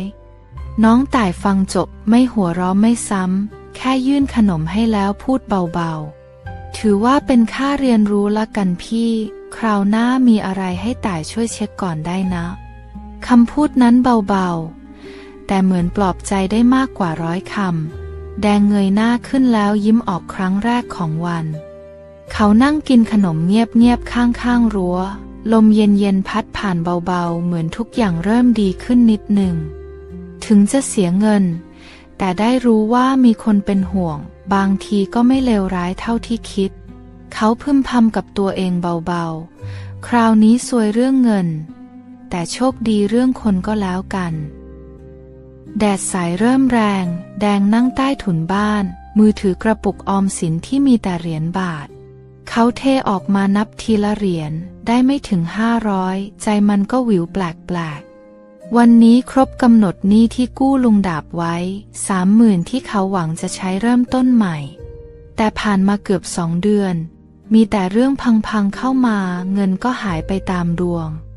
แม่เดินมานั่งข้างๆส่งแก้วน้ำให้แล้วพูดเสียงเบาๆถ้าลุงเขามาทวงก็บอกตามตรงไปเลยลูกอย่าไปหนีแดงพยักหน้าแต่ไม่กล้าสบตาแม่ใจมันหนักเหมือนมีหินกดอยู่ไม่นานก็มีเสียงมอไซค์แว่วมาพร้อมเสียงเครื่องยนต์ที่คุ้นหูแค่ได้ยินเสียงใจแดงก็เต้นไม่เป็นจังหวะมือลั่นทำเหรียญตกกลิ้งลุงดาบจอดรถหน้าบ้านเดินลงมาช้าๆหน้าตานิ่งเหมือนทุกครั้งเขาเดินขึ้นมานั่งบนแคร่ไม้ไม่พูดอะไรทันทีแค่หยิบหมากขึ้นเคี้ยวบรรยากาศเงียบจนน่ากลัวมีแค่เสียงไก่ขันกับลมพัดใบไม้แห้งแดงเองจำได้นะว่าวันนี้ครบกำหนดลุงดาบพูดช้าๆแต่เสียงชัดทุกคำแดงรีบลุกขึ้นยืนก้มหน้านิดๆแล้วตอบเบาๆผมขอโทษครับลุงตอนนี้ยังไม่มีสักบาทเลยครับลุงดาบไม่ได้โมโหแต่ถอนหายใจหนักๆแล้วถามกลับแล้วคิดจะเอาคืนตอนไหนหรือจะให้ลุงมาทวงทุกอาทิตย์แดงยืนเงียบไปสักพักแล้วหยิบไก่บ้าน2 ตัวที่ผูกไว้ข้างเสายื่นให้แทนเงินผมมีแค่นี้ก่อนครับลุงเอาไปกินไปขายอะไรก็ได้ครับลุงดาบมองไก่2 ตัวแล้วมองหน้าแดงนิ่งๆก่อนหลุดหัวเราะเบาๆเอ็งนี่มันจะให้ลุงกินไก่ทุกวันหรือยังไงแดงยิ้มเจือนๆหัวใจเหมือนโดนบีบแต่ก็ยังยืนอยู่นิ่งๆลุงดาบยกมือขึ้นโบกเบาๆเอาเหอะไก่นี้ลุงเอาไว้ก่อนแล้วเดือนหน้าค่อยว่ากันพูดจบเขาก็เดินลงบันไดอุ้มไก่ขึ้นรถแล้วขี่ออกไปเหมือนไม่มีอะไรเกิดขึ้นแดงยืนมองหลังลุงดาบรู้สึกโล่งแต่ก็หนักใจเหมือนนี่มันยังเกาะอยู่ที่บ่าแม่เดินมาวางมือบนไหล่ไม่พูดอะไรแต่แววตาเข้าใจทุกอย่างเย็นวันนั้นแดงนั่งเงียบๆมองแสงแดดที่ลอดใบไม้ลงมาพร้อมคิดว่าต้องหาทางให้หลุดจากวงจรนี้ให้ได้เช้าวันหนึ่งกลางเดือนแดงนั่งอยู่ใต้ต้นมะม่วงเหม่อมองฟ้าเหมือนคนไม่มีหวังเสียงวิทยุดังมาจากบ้านผู้ใหญ่ประกาศเชิญชวนคนในหมู่บ้านเข้าร่วมงานวันชุมชนมีแข่งสารพัดอย่างตั้งแต่วิ่งเปี้ยวชักเย่อไปจนถึงโชว์พิเศษที่สำคัญมีเงินรางวัลแต่สิ่งที่สะดุดหูแดงที่สุดคือหัวข้อประกวดที่ชื่อว่าคนดวงซวยแห่งปีเขาได้แต่นั่งนิ่งก่อนจะหัวเราะออกมาเบาๆแบบปลงๆเย็นวันนั้นเพื่อนบ้านแวะมาหายื่นใบสมัครให้แดงบอกว่าเอ็งไม่ลงก็เสียของแล้วแดงลังเลอยู่พักหนึ่งแต่ก็ยอมไปเพราะไม่มีอะไรจะเสียถือว่าเอาหาแก้เครียดวันงานคนแห่มาเต็มลานวัดเด็กวิ่งเล่นเสียงหัวเราะดังทั่วบริเวณบรรยากาศคึกคักแดงยืนอยู่หลังเวทีใส่เสื้อยืดตัวเก่าใจเต้นแรงกว่าตอนไปผิดงานแต่งพิธีกรเริ่มเรียกชื่อขึ้นเวทีแต่ละคนก็เล่าประสบการณ์ของตัวเองทั้งบ้านไฟไม่ตกส้วมหลับในพอถึงตาแดงเขาถือไมค์ขึ้นไปใจเต้นแรงแต่ปากพูดไปเรื่อยเขาเล่าเรื่องปลูกพริกแล้วพายุมาไข่ไก่กลิ้งแตกกลางถนนฟ้าผ่าหน้าคอกไก่ยันส้วมพังต่อหน้าแขกทุกคนหัวเราะจนน้ำตาเล็ดบางคนเอามือปิดปากบางคนยืนลั่นจนเก้าอี้ล้มแต่พอแดงพูดถึงตอนโดนหลอกซื้อปุ๋ยแล้วมีคนเอาน้ำเต้าหู้มาปลอบใจเสียงก็เงียบลงแดงพูดแค่สั้นๆถึงจะซวยแต่ก็ยังโชคดีที่มีคนเห็นใจหลังจบการประกวดคนทั้งงานโหวตให้แดงแบบไม่ต้องนับคะแนนเสียงปรบมือดังก้องเขาได้รางวัลที่1เงินสด10,000 บาทพร้อมคำชมว่าเป็นคนที่เล่าเรื่องได้ฮาและจริงใจที่สุดแม่ยิ้มทั้งน้ำตา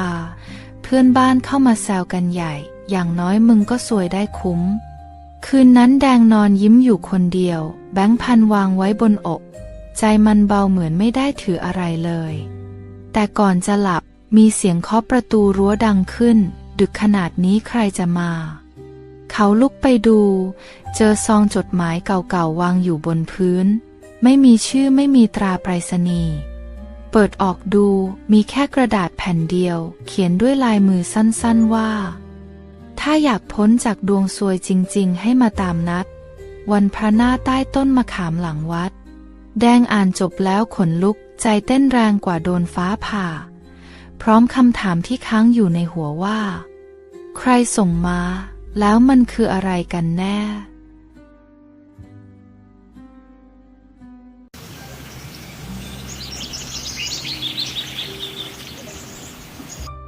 แดดร้อนเหมือนไฟเผาลุงทอมลากเท้าเข้าหมู่บ้านเสื้อผ้าขาดจนเห็นเนื้อ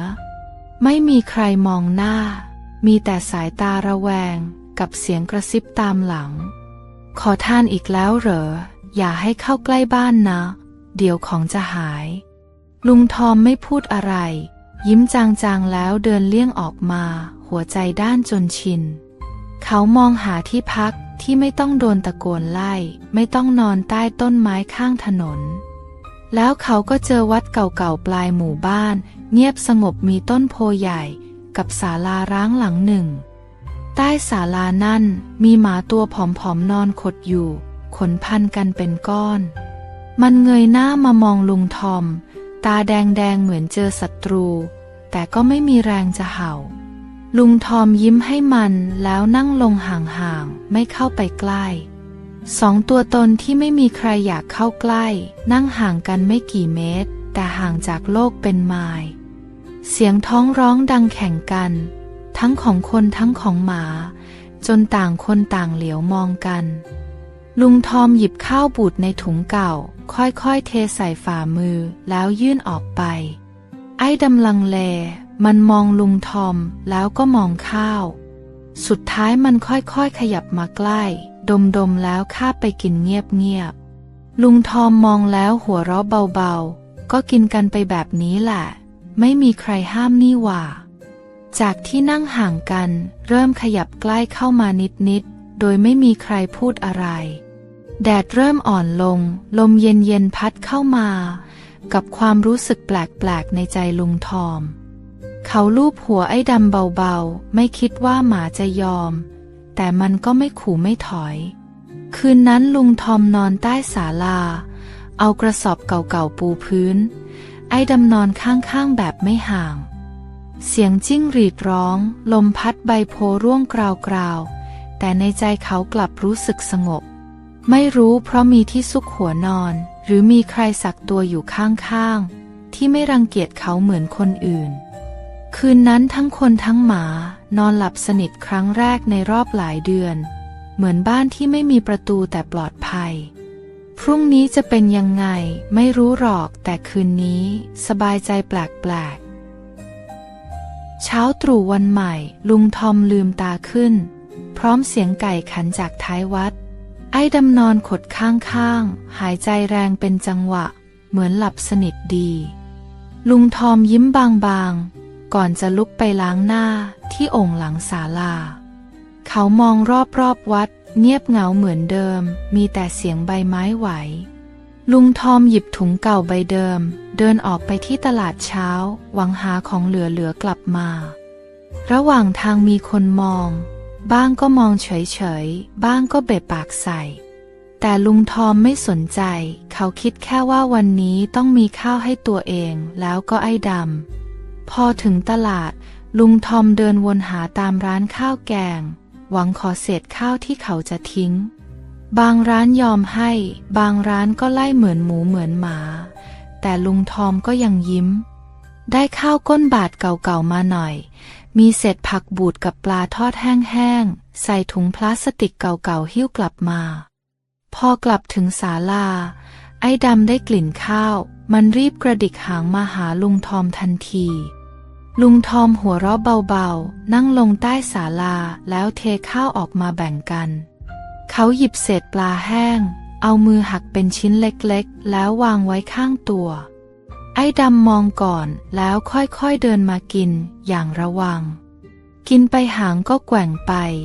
เหมือนได้กินของวิเศษที่สุดในโลก ลุงทอมดูมันกินแล้วก็หยิบข้าวบูดขึ้นมากินเองไม่บ่นสักคำข้าวแข็งเค็ม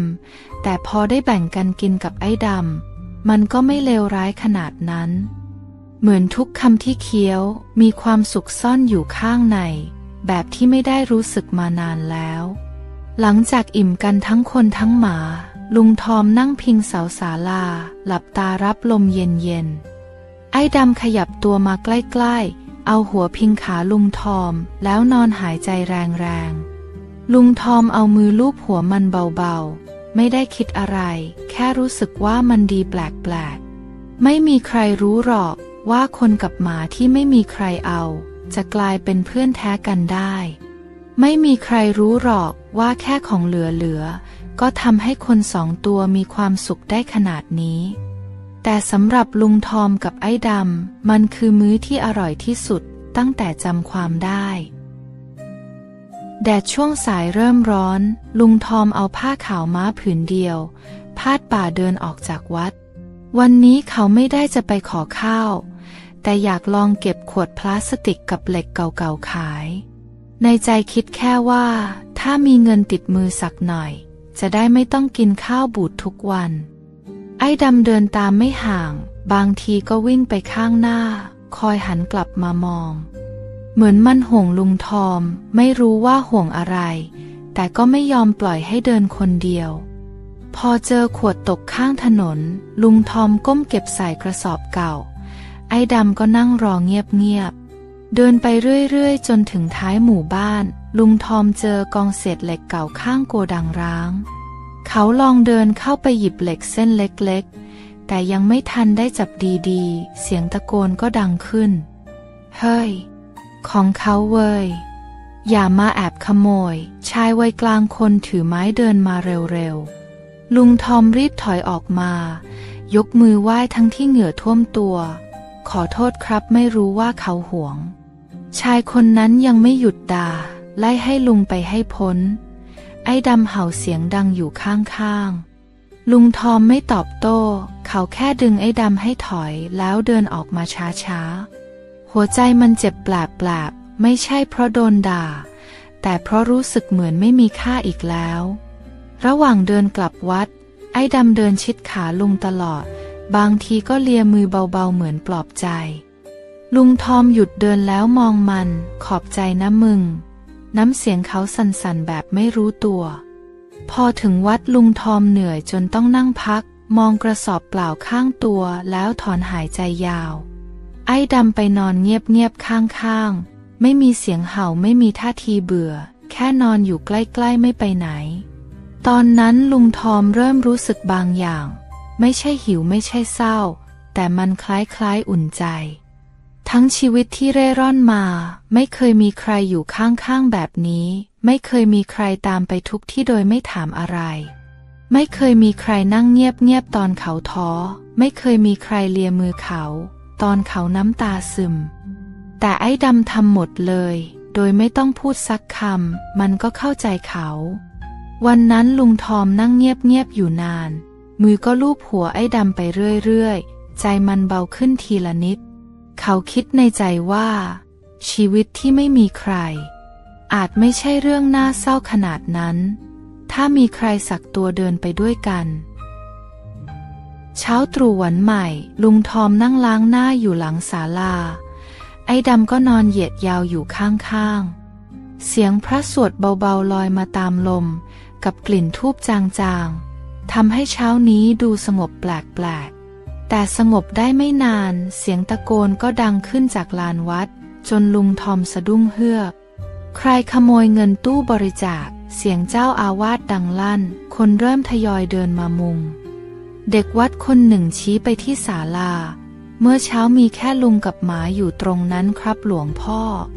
ทุกสายตาหันมาที่ลุงทอมกับไอ้ดำบางคนเริ่มซุบซิบบางคนทำหน้าระแวงลุงทอมยืนขึ้นช้าๆพนมมือไหว้หลวงพ่อผมไม่แตะอะไรเลยนะครับไอ้ดำยืนบ้างมันเห่าเบาๆเหมือนจะปกป้องลุงแต่ก็ไม่กล้าเข้าใกล้ใครไม่มีใครอยู่ตรงนั้นนอกจากพวกเองเสียงหลวงพ่อเรียบแต่เย็นเยือก อย่าว่าแต่หมาเลยหลวงพ่อเสียงยายละเอียดดังขึ้นจากข้างหลังไอ้ดำมันยังไม่เคยยุ่งกับใครเลยลุงทอมก็เงียบทุกวันไม่เคยวุ่นวายอะไรยายพูดต่อด้วยน้ำเสียงมั่นใจแต่ก็ยังมีคนไม่เชื่อมันเงียบเพราะมันแอบมากกว่านะสิหนึ่งในชาวบ้านพูดขึ้นมาลุงทอมได้แต่นิ่งน้ำลายยังไม่กล้ากลืนใจมันเต้นแรงเหมือนจะหลุดออกมานอกอกเขามองไอ้ดำแล้วก็พูดเสียงเบาๆว่าเราไม่ได้ทำใช่ไหมมึงไอ้ดำไม่ตอบแน่หรอกแต่มันมองหน้าเขาแล้วนั่งลงข้างๆแบบเดิมทุกครั้งถ้าลุงไม่ทำก็อยู่ให้ตรวจสอบได้นะหลวงพ่อพูดเสียงเรียบๆแล้วเดินเข้ากุฏิลุงทอมนั่งลงเงียบๆใต้ต้นโพไม่มีใครเข้าใกล้อีกเลยแม้แต่เด็กวัดก็หลบหน้าไอ้ดำก็เหมือนกันคนที่เคยแอบลูบหัวมันวันนี้ไม่มีใครแม้แต่จะเรียกชื่อมันพอตกเย็นฟ้ามืดลงแบบไม่ให้เตรียมใจลุงทอมก็ยังไม่กล้าเดินไปขอข้าวใครเขานั่งอยู่อย่างนั้นข้างๆมีไอ้ดำเฝ้าอยู่ไม่ห่างมันก็ไม่กินอะไรเหมือนกันคนสองตัวที่ไม่มีใครเชื่อใจอยู่ด้วยกันในความเงียบและความรู้สึกที่บอกไม่ถูกแต่ในใจลุงทอมยังคิดอยู่อย่างเดียวต้องมีอะไรผิดแน่ๆเพราะเขาไม่ได้แต่เงินสักบาทเดียวคืนนี้คงยาวกว่าทุกคืนไม่ใช่เพราะหิวแต่เพราะรู้สึกเหมือนโดนผลักออกจากที่พอจะเรียกว่าบ้านแต่ลุงทอมไม่เดินหนีไอ้ดำก็ไม่หนีเพราะพรุ่งนี้ความจริงต้องปรากฏแน่ๆลุงทอมนั่งเงียบใต้ต้นโพไอ้ดำนอนขดอยู่ข้างๆสายตายังสั่นๆเหมือนเคยทั้งวันไม่มีใครคุยด้วยไม่มีใครเอาข้าวมาให้มีแต่เสียงซุบซิบห่างๆแดดร้อนจนเงาไม้สั้นลงเรื่อยๆแต่ลุงทอมก็ยังไม่ขยับเหมือนหมดแรงจะลุกเย็นวันนั้นเสียงรถเข็นก๊อกก๊อกแก๊กแก๊กดังใกล้เข้ามาแล้วก็หยุดหน้าศาลายายละเอียดเจ้าของร้านข้าวแกงเดินถือถุงข้าวมาให้ยิ้มบางๆเหมือนไม่ได้รังเกียจกินข้าวหน่อยไหมลุง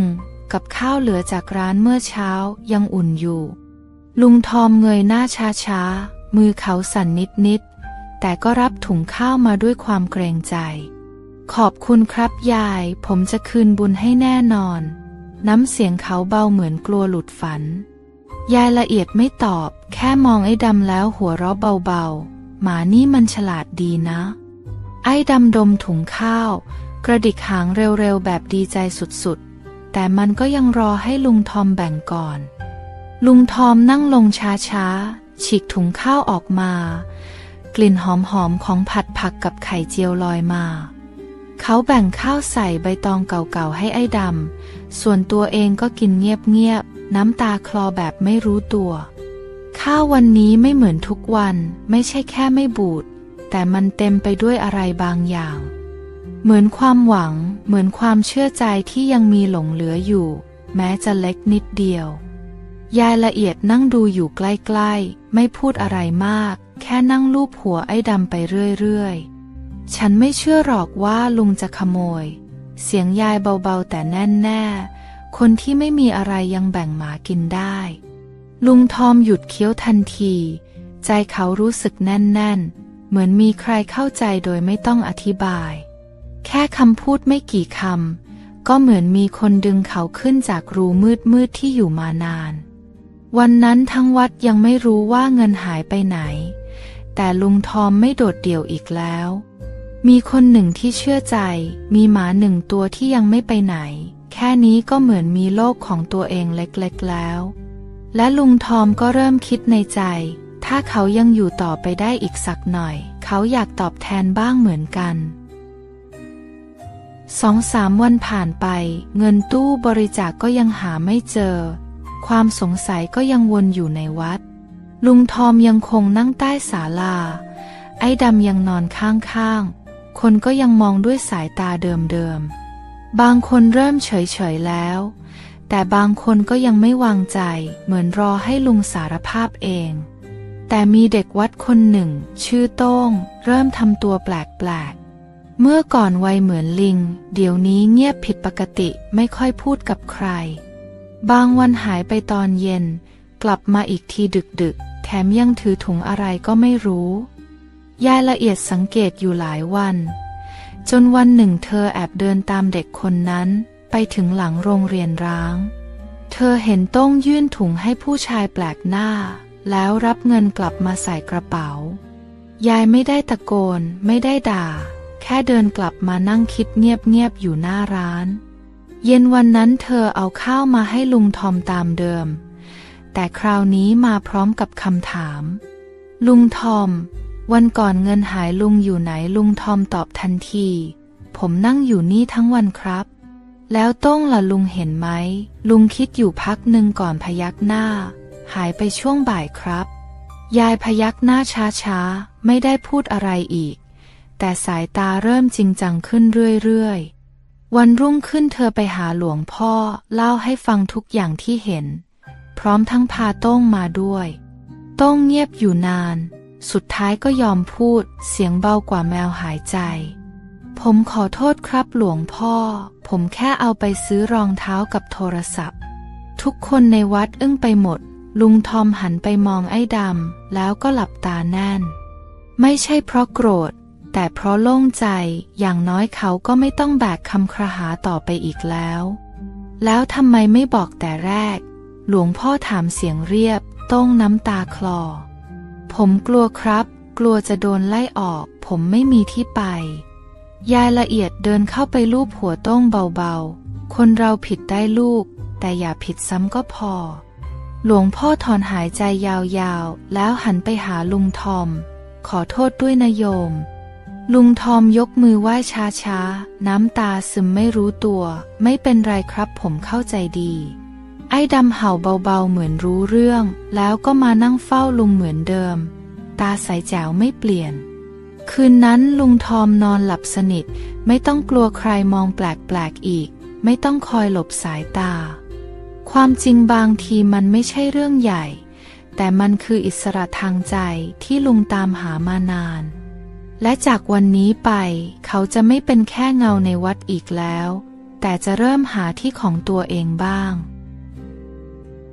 หลังเรื่องเงินวัดผ่านไปลุงทอมก็ยังอยู่ที่เดิมแต่ความรู้สึกมันเปลี่ยนไปคนเริ่มทักทายมากขึ้นบางคนเอาข้าวมาให้บางคนแค่พยักหน้าให้เบาๆลุงทอมไม่ได้เรียกร้องอะไรแค่รู้สึกอุ่นในใจเหมือนกลับมาเป็นคนอีกครั้งแต่เขาไม่อยากขอไปวันๆไม่อยากให้คนสงสารตลอดเวลาเขาเดินไปหาหลวงพ่อที่กุฏิพนมมือช้าๆแล้วพูดเสียงนิ่งๆผมอยากทำงานครับหลวงพ่องานอะไรก็ได้แค่ให้ผมได้ช่วยบ้างหลวงพ่อยิ้มอ่อนๆมองหน้าเขานาน2 นานแล้วพยักหน้าเบาๆมีงานให้ทำแน่โยม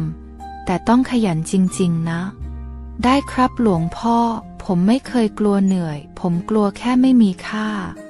วันรุ่งขึ้นลุงทอมเริ่มจากงานเล็กๆอย่างกวาดใบไม้ตักน้ำรดต้นโพแดดยังร้อนเหมือนเดิมแต่เหงื่อวันนี้ไม่เหนียวใจเหมือนก่อนเขากวาดไปเรื่อยๆไอ้ดำก็นอนรออยู่ไม่ไกลบางทีก็เดินตามมาเล่นด้วยพอตอนสายหลวงพ่อให้ช่วยขุดหลุมปลูกต้นไม้ข้างศาลาที่พังไปครึ่งหลังลุงทอมใช้จอบเก่าขุดดินมือพองแต่ใจไม่ถอยรู้สึกดีที่ได้ทำอะไรสักอย่างเด็กวัดที่เคยมองเขาแปลกๆตอนนี้เริ่มเข้ามาคุยด้วยแม้จะยังไม่เต็มใจนักลุงครับเดี๋ยวผมช่วยยกดินเสียงหนึ่งดังมาจากข้างหลังโต้งนั่นเองลุงทอมหยุดขุดแล้วหันไปยิ้มพยักหน้าเบาๆแล้วส่งจอบให้ไม่มีใครพูดถึงเรื่องในอดีตแค่ช่วยกันขุดช่วยกันยกเหมือนเป็นทีมเล็กๆทีมหนึ่งเย็นวันนั้นลุงทอมนั่งพักใต้ต้นโพมือเต็มไปด้วยดินแต่ใจเบากว่าทุกวันไอ้ดำมานอนหนุนเท้าเหมือนเดิมหางมันกระดิกตลอดเวลาเหมือนจะบอกว่าดีแล้วนะวันนี้ลุงทอมลูบหัวมันเบาๆแล้วพูดว่าพรุ่งนี้เราขุดต่ออีกหน่อยนะไอ้ดำอยากให้ตรงนี้มีต้นไม้เยอะๆ คนบางคนอาจไม่มีอะไรติดตัวแต่ยังมีศักดิ์ศรีถ้าเขาได้มีโอกาสลุกขึ้นยืน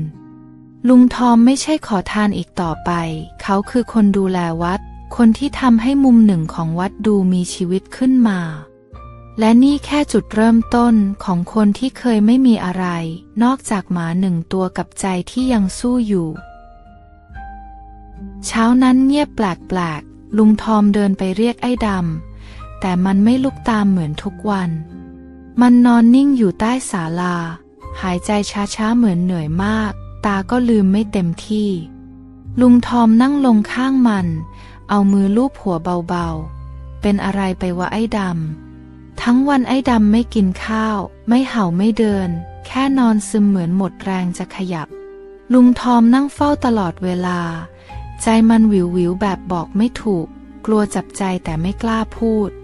ตอนเย็นลุงลองยกตัวมันขึ้นก็รู้เลยว่ามันตัวร้อนจีเหงื่อซึมออกที่จมูกเล็กๆต้องพาไปหาหมอแล้วแบบนี้ลุงพูดกับตัวเองเบาๆแต่ในใจกำลังปวดจี๊ดเขาไม่มีเงินแม้แต่จะซื้อข้าวจะไปหาหมอสัตว์ได้ยังไงคำถามวนในหัวไม่หยุดแต่จะปล่อยไว้แบบนี้ก็ไม่ได้เขาไม่ใช่แค่เจ้าของหมาเขาเป็นทุกอย่างของไอ้ดำเย็นนั้นลุงเดินไปหายายละเอียดมือไหว้แนบหน้าน้ำตาซึมแต่เสียงมั่นคงหมาผมมันไม่สบายครับยายผมไม่มีเงินเลยยืมก่อนได้ไหมครับยายไม่ถามสักคำแค่พยักหน้าแล้วหันไปหยิบกระปุกเล็กๆบนหิ้งมีอยู่แค่นี้นะลุงเอาไปก่อนเลยไม่ต้องคืนก็ได้น้ำเสียงเรียบๆแต่เต็มไปด้วยน้ำใจลุงทอมยกมือไหว้ซ้ำๆผมจะหาเงินมาคืนให้แน่นอนน้ำเสียงเขาสั่นจนพูดแทบไม่รู้เรื่องต้งที่ยืนอยู่หลังร้านรีบวิ่งเอาจักรยานมาจอดหน้าเก้าอี้ลุงขึ้นรถเลยเดี๋ยวผมปั่นให้ลุงทอมรีบอุ้มไม้ดำขึ้นตักห่อด้วยผ้าขาวม้าเก่าๆจักรยานพุ่งไปตามถนนลูกรังฝุ่นตลบแต่ไม่มีใครสนใจเพราะใจอยู่ที่ไอ้ดำทั้งหมดถึงคลินิกเล็กๆหน้าตลาดคุณหมอใจดีไม่พูดมากรีบจับตัวไอ้ดำไปดูแลทันทีมันไข้สูงมากต้องให้น้ำเกลือโชคดีที่มาเร็วเสียงคุณหมอพูดขณะเสียบเข็มเล็กๆที่ขาไอ้ดำลุงทอมยืนนิ่งน้ำตาไหลเงียบๆมือจับขอบเตียงแน่นหัวใจรัวเหมือนกลองไอ้ดำยังลืมตาอยู่มันไม่เห่าไม่ดิ้นแต่กระดิกหางเบาๆเหมือนจะบอกว่าไม่เป็นไรลุงทอมนั่งเฝ้าข้างเตียงทั้งคืนโต้งก็ไม่กลับบ้านยายละเอียดห่อข้าวมาส่งให้ตอนดึก3 คน1 หมาอยู่ในห้องแคบๆแต่หัวใจแน่นไปด้วยความห่วงใยเช้ามืดวันถัดมาไอ้ดำหายใจดีขึ้นขยับตัวนิดๆแล้วมองหน้าลุงทอมชัดๆขอบใจนะมึงขอบใจที่ยังไม่ไปไหนลุงทอมพูดเบาๆแต่เต็มไปด้วยรักบางครั้งเรารอดชีวิตมาได้ไม่ใช่เพราะเรามีเงินหรือแรงแต่เพราะเรามีกันและกันและวันนี้ไอ้ดำก็ยังอยู่ตรงนี้พร้อมจะกลับวัดไปด้วยกันอีกครั้งเช้าวันใหม่ลมเย็นกำลังดีลุงทอมเข็นรถเข็นเก่าๆกลับวัดไอ้ดำเดินตามอยู่ข้างๆมันยังเดินช้าอยู่หน่อยๆแต่ตาก็กลับมาใสเหมือนเดิมแล้วหางกระดิกทุกครั้งที่ลุงเรียกชื่อหายดีแล้วใช่ไหมมึงลุงพูดพลางลูบหัวมันเบาๆใจเบาเหมือนได้ของสำคัญคืนมาพอถึงวัดเด็กวัดหลายคนเข้ามาทักไอ้ดำกลับมาแล้วเหรอน้ำเสียงดีใจจนลุงยิ้มตามยายละเอียดก็มาถึงพอดีหอบถุงข้าวมาให้เหมือนเดิมแต่วันนี้ดูรีบยังไงไม่รู้ลุงวันนี้ช่วยฉันหน่อยได้ไหมเด็กมันลาออกไปคนหนึ่งฉันคนเดียวไม่ไหวแล้วลุงทอมยิ้มแล้วพยักหน้าผมยินดีเลยยายข้าวแกงยายอร่อยอยู่แล้วเดี๋ยวผมช่วยตักช่วยล้างก็ได้ไอ้ดำไม่พูดหรอก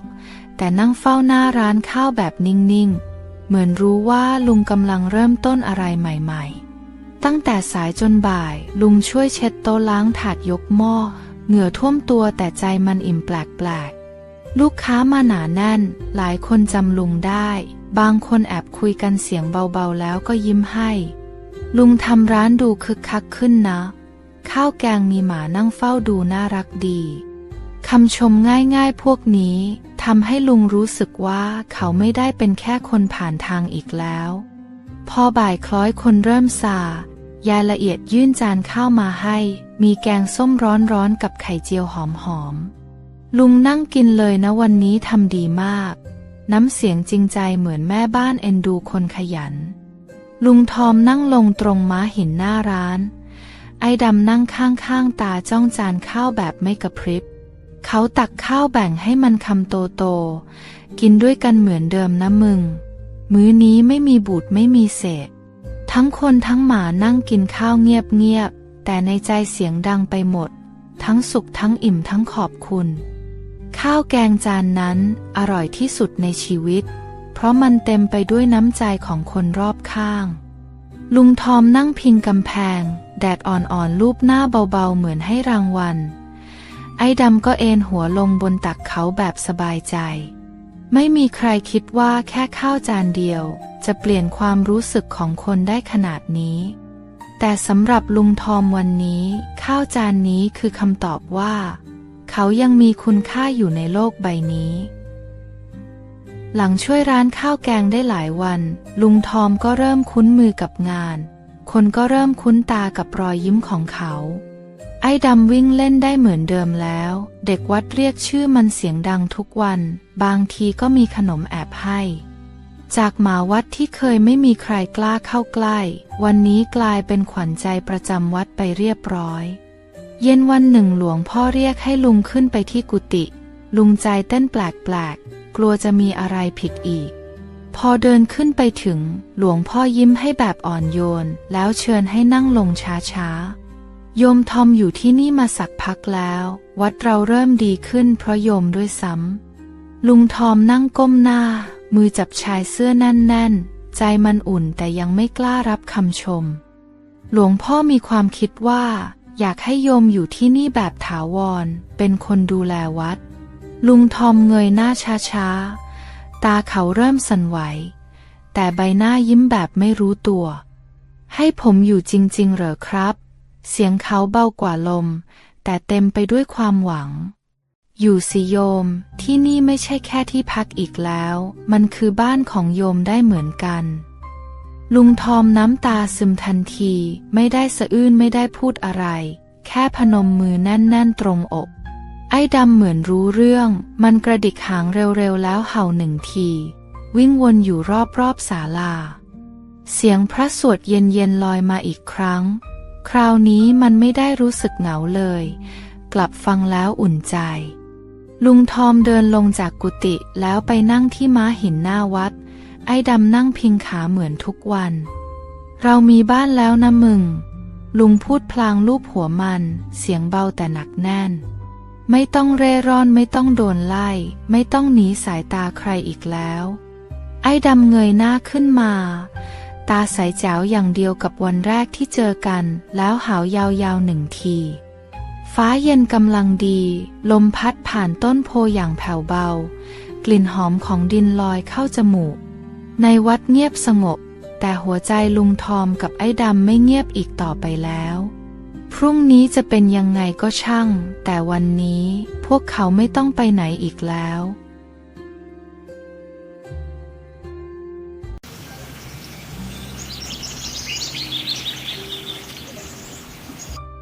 พงษ์นั่งล้างเท้าอยู่หน้าบ้านลมเย็นๆพัดมาเบาๆแต่ใจมันร้อนเหมือนไฟสุมเสียงขวดเหล้ากระทบพื้นในบ้านดังขึ้นมาอีกทีตามด้วยเสียงบ่นลอยๆของเมียจะมาก็มาจะไปก็ไปเสียงเมียพูดลอยๆเหมือนไม่ได้ตั้งใจให้ใครได้ยิน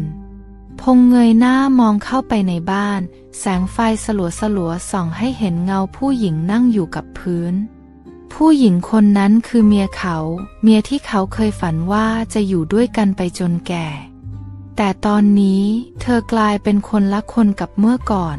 เหมือนวิญญาณเธอหายไปกับเหล้าเมื่อก่อนน้อยเป็นคนเรียบร้อยทำกับข้าวเก่งพูดจาน่าฟังใครเจอก็ชมแต่หลังจากพ่อกับแม่เธอเสียติดกันเ เธอก็ไม่เหมือนเดิมอีกเลย เธอเริ่มกินเหล้าบอกว่าแค่อยากหลับสบายๆแต่สุดท้ายก็หยุดไม่ได้จากกินเฉพาะวันหยุดกลายเป็นกินทุกวันจนตอนนี้วันไหนไม่ดื่มก็หงุดหงิดใครเตือนก็หาเรื่องเคยปาข้าวใส่พี่สาวตัวเองมาแล้วเพราะพูดแค่คำว่าพอได้แล้วพงษ์ทนเงียบมาตลอดเพราะเข้าใจว่าเธอเสียใจเขาคิดว่าเดี๋ยวก็คงดีขึ้นแต่ผ่านมา2 ปีมันไม่มีอะไรดีขึ้นเลยมีแต่แย่ลงทุกวันบ้านที่เคยสะอาดตอนนี้พื้นเต็มไปด้วยฝุ่นถ้วยชามกองพะเนินลูกชายวัย5 ขวบต้องอาบน้ำเองหาข้าวกินเองบางวันก็ไม่ทันได้กินข้าวเช้าพงษ์ทำงานก่อสร้างเหนื่อยกลับมาก็อยากนอนแต่กลับต้องมานั่งเช็ดฉี่เมียบางคืนเมียเมาแล้วอ้วกใส่เสื่อบางคืนร้องให้จนนอนไม่หลับแล้วโทษว่าเขาไม่เข้าใจเขาไม่เถียงไม่ว่าอะไรเลยแค่ได้แต่นั่งมองแล้วถอนหายใจเขายังรักเธออยู่ไหมคำถามนี้วนในหัวทุกคืนคำตอบมันก็ยังไม่ชัดแต่เขาจำได้ว่าเธอเคยเป็นยังไงจำได้ว่าครั้งแรกที่จีบเธอเขาทำหน้าแดงยังกับเด็กเขาอยากให้เธอกลับมาเป็นแบบเดิมแค่คนที่ยิ้มแล้วโลกก็สว่างไม่ใช่คนที่เมาแล้วด่าลูกคืนนี้ก็เหมือนเดิมเธอหลับไปพร้อมขวดเหล้าส่วนพงษ์นั่งเฝ้าลูกนอนหลับมือของเขาแตะหัวลูกเบาๆในใจก็คิดแค่ว่าเมื่อไหร่จะจบแบบที่เราหวังแต่ทันใดนั้นเสียงลูกละเมอเบาๆขึ้นมาคำพูดที่ทำให้ใจพงษ์แทบสลายพ่อแม่ไม่รักหนูเหรอพงษ์นิ่งไปนานน้ำตาค่อยๆไหลออกมาไม่รู้ตัวเขามองหน้าลูกที่นอนตะแคงหันมาทางเขาแล้วบอกเบาๆว่าแม่รักลูกนะลูกแค่ตอนนี้แม่หลงทางพงษ์นั่งนิ่งจนดึกไม่มีคำตอบในหัวแต่มีบางอย่างเริ่มชัดเจนในใจเขาอาจเปลี่ยนโลกไม่ได้แต่เขาจะไม่ยอมให้เมียเขาแพ้เหล้าแบบนี้ไปตลอดชีวิตและถ้าใครจะช่วยเธอได้คนนั้นก็คงมีแค่เขาคนเดียวแดดยามเช้าเริ่มลอดเข้ามาทางหน้าต่างแต่ในบ้านยังมืดและเงียบแปลกๆพงษ์ตื่นก่อนเหมือนทุกวันลุกไปดูหม้อหุงข้าวไม่มีข้าวสักเม็ดกับข้าวจากเมื่อวานยังค้างอยู่ในจานมดไต่เต็มไปหมดเห็นแล้วเหนื่อยใจเขาเดินไปหาลูกยังนอนขดอยู่มุมเสื่อหน้าตาซึมๆไม่สดใสเหมือนเด็กทั่วไปเสื้อผ้าที่ยังไม่เปลี่ยนบอกได้เลยว่าเมื่อคืนไม่ได้อาบน้ำพงษ์ถอนหายใจแล้วเดินไปทางหลังบ้านกลิ่นเหล้าก็ลอยมาแตะจมูกทันทีน้อยนอนอยู่ตรงมุมครัวข้างๆมีขวดเปล่า2-3 ขวดกับจานที่กินเหลือผมเธอพันกันยุ่งเหยิงเสื้อที่ใส่ก็ไม่รู้เปื้อนอะไรมาบ้างพงษ์ยืนมองเงียบๆใจมันจุกจนพูดไม่ออกแต่สายตายังอ่อนโยนเหมือนเดิมเขาเคยเถียงเคยพูดดีๆเคยร้องให้ก็แล้วแต่มันไม่มีอะไรเปลี่ยนมีแต่เขาที่เหนื่อยขึ้นทุกวันเขาทำงานหนักกลางแดดกลับมาหวังแค่ข้าวสักจานกับรอยยิ้มจากเมียแต่สิ่งที่เจอคือบ้านรกๆกับกลิ่นเหล้าหนักๆที่เหมือนจะฝังเข้าไปในผนังลูกชายต้องพึ่งตัวเองมากเกินวัยบางวันกลับจากโรงเรียนยังต้องถามว่าพ่อหุงข้าวยัง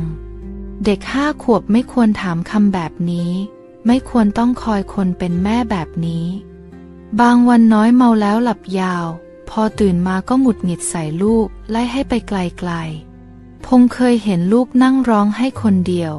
โดยไม่กล้าเข้าไปใกล้แม่ภาพนั้นมันฝังใจเขาจนบางคืนเขาฝันว่าเมียผลักลูกล้มแล้วสะดุ้งตื่นเหงื่อท่วมกลางวันพงษ์ทำงานแบกเหล็กกลางคืนต้องกลับมาแบกภาระในบ้านเขาไม่รู้ว่าทนได้ยังไงแต่เขายังอยู่เพราะคำว่าครอบครัวเขาไม่อยากให้ลูกโตมาโดยไม่มีแม่ถึงแม้แม่จะเหลือแค่เงาของคนเดิมตอนเย็นพงษ์หุงข้าวเองล้างจานเองอาบน้ำให้ลูกเองเมียยังนั่งอยู่ที่เดิมเหมือนไม่รู้สึกอะไรเลยกับสิ่งที่เขาท เขาเคยคิดจะทิ้งเธอแต่พอเห็นเธอหลับอยู่ตรงมุมนั้นใจมันก็อ่อนอีกเขารู้ว่าเมียไม่ได้ร้ายแค่หลงทางแค่ยังหาทางกลับไม่เจอแต่ระหว่างที่เธอยังหลงอยู่แบบนี้เขาเหนื่อยเหลือเกินเหนื่อยจนแทบไม่อยากตื่นและเขาก็เริ่มถามตัวเองทุกคืนว่าแล้วเราจะรอไปถึงเมื่อไหร่เย็นวันนั้นพงษ์รีบกลับบ้านเร็วกว่าทุกวันเพราะคิดถึงลูกเขาซื้อน้ำแดงขวดโปรดของลูกกับขนมปังไส้สังขยาที่ลูกเคยชอบกินในใจหวังแค่จะได้เห็นลูกยิ้มหลังจากที่บ้านมันหม่นมาหลายวันแต่พอถึงบ้านกลับเจอเงียบสนิทมีแค่เสียงทีวีที่เปิดค้างไว้น้อยนั่งดูละครอยู่คนเดียวหน้าตาไม่มีอารมณ์เหมือนคนไม่ได้ยินเสียงรอบข้างขวดเหล้าวางอยู่ข้างเท้าข้างในยังเหลืออยู่ครึ่งขวดเหมือนเพิ่งกรอกใส่ปากไปหยกลูกนั่งอยู่มุมหนึ่งของห้องขดตัวเหมือนหนาวทั้งที่อากาศไม่ได้เย็น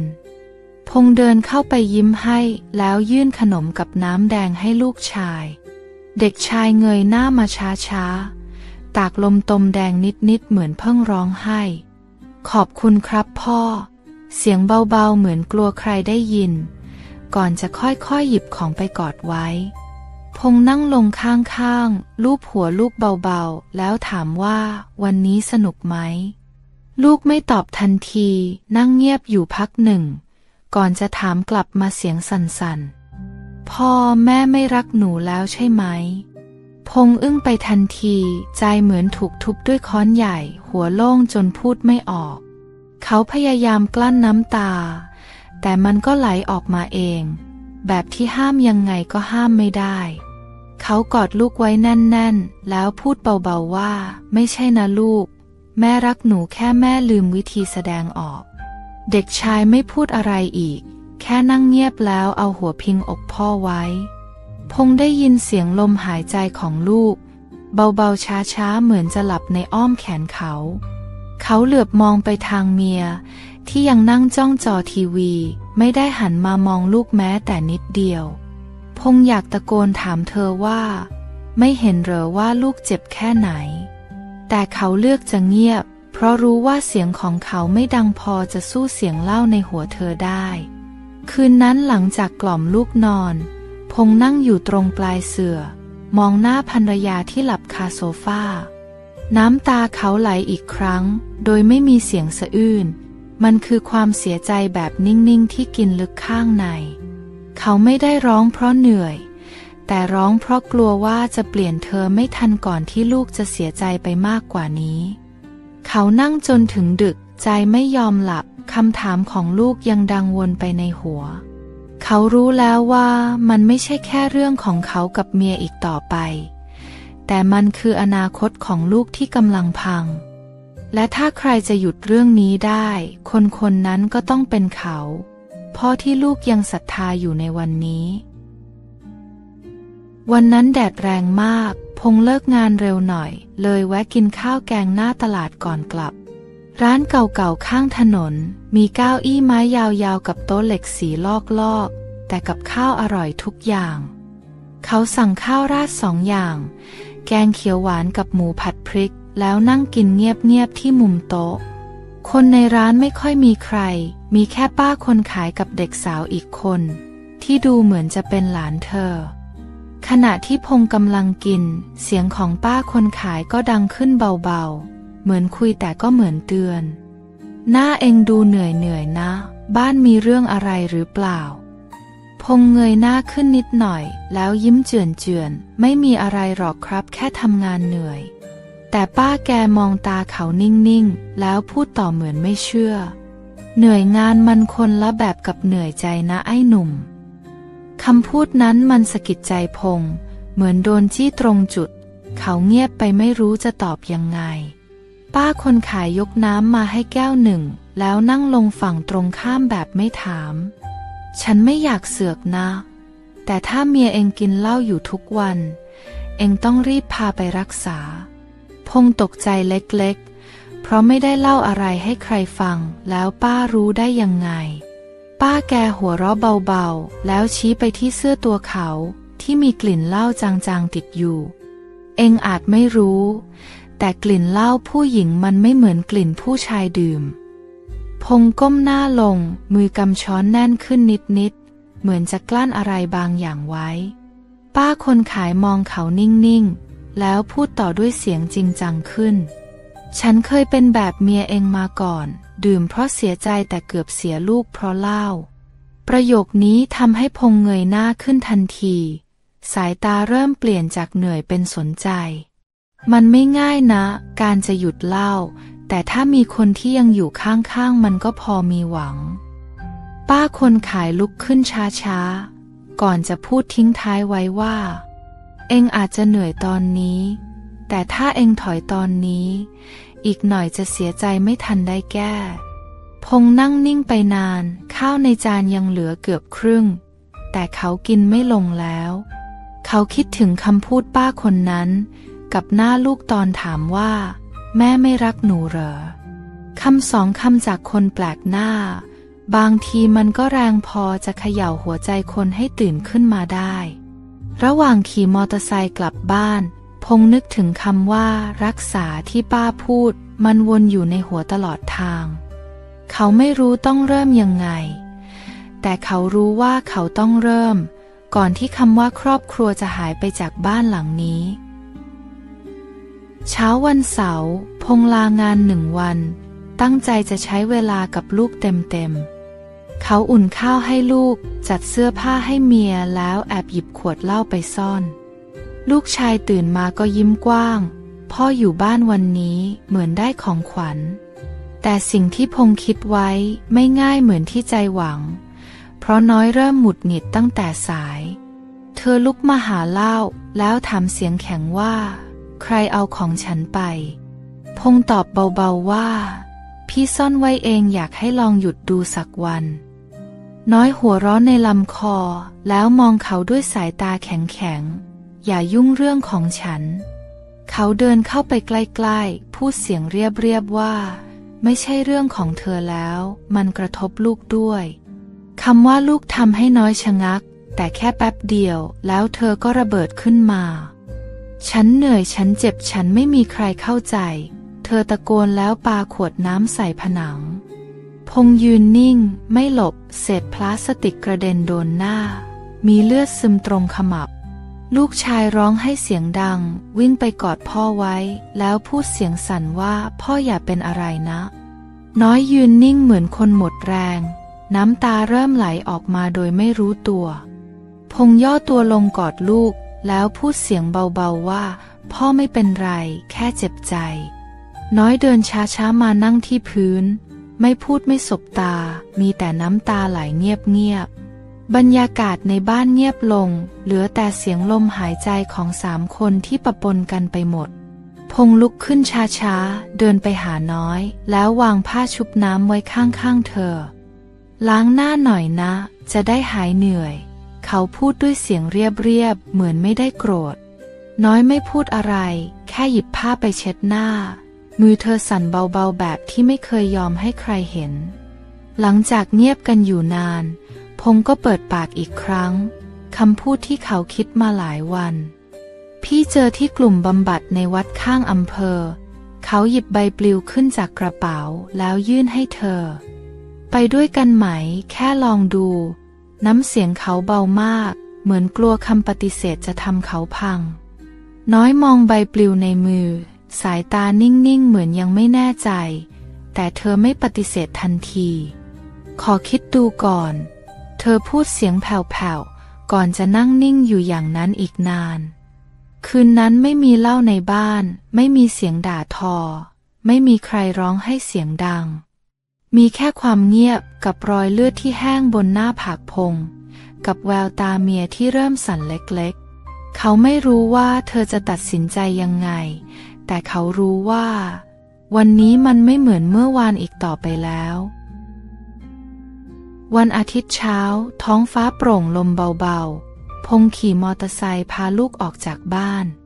น้อยนั่งเงียบๆอยู่หน้าประตูไม่ถามว่าพวกเขาจะไปไหนแค่มองเฉยๆ พงษ์ไม่พูดอะไรกับเมียเพราะเขารู้ว่าบางเรื่องต้องให้ภาพมันเล่าดีกว่าคำพูดเส้นทางที่เขาขี่ไปคือวัดเล็กๆปลายหมู่บ้านที่มีป่าช้ากับหลุมศพเรียงกันเงียบๆลูกชายยืนจับมือพ่อแน่นเดินผ่านต้นหญ้าที่ขึ้นรกจนมาหยุดที่หน้าหลุมหนึ่งชื่อบนป้ายหินคือชื่อแม่ของน้อยคนที่เคยดุแต่ก็รักลูกจนหมดใจพงษ์ก้มลงเอาดอกไม้ที่เตรียมมาใส่พานแล้วจุดธูปเบาๆลูกชายยืนมองหลุมศพก่อนจะพูดออกมาเสียงสั่นๆยายอยู่ตรงนี้เหรอพ่อพงษ์พยักหน้า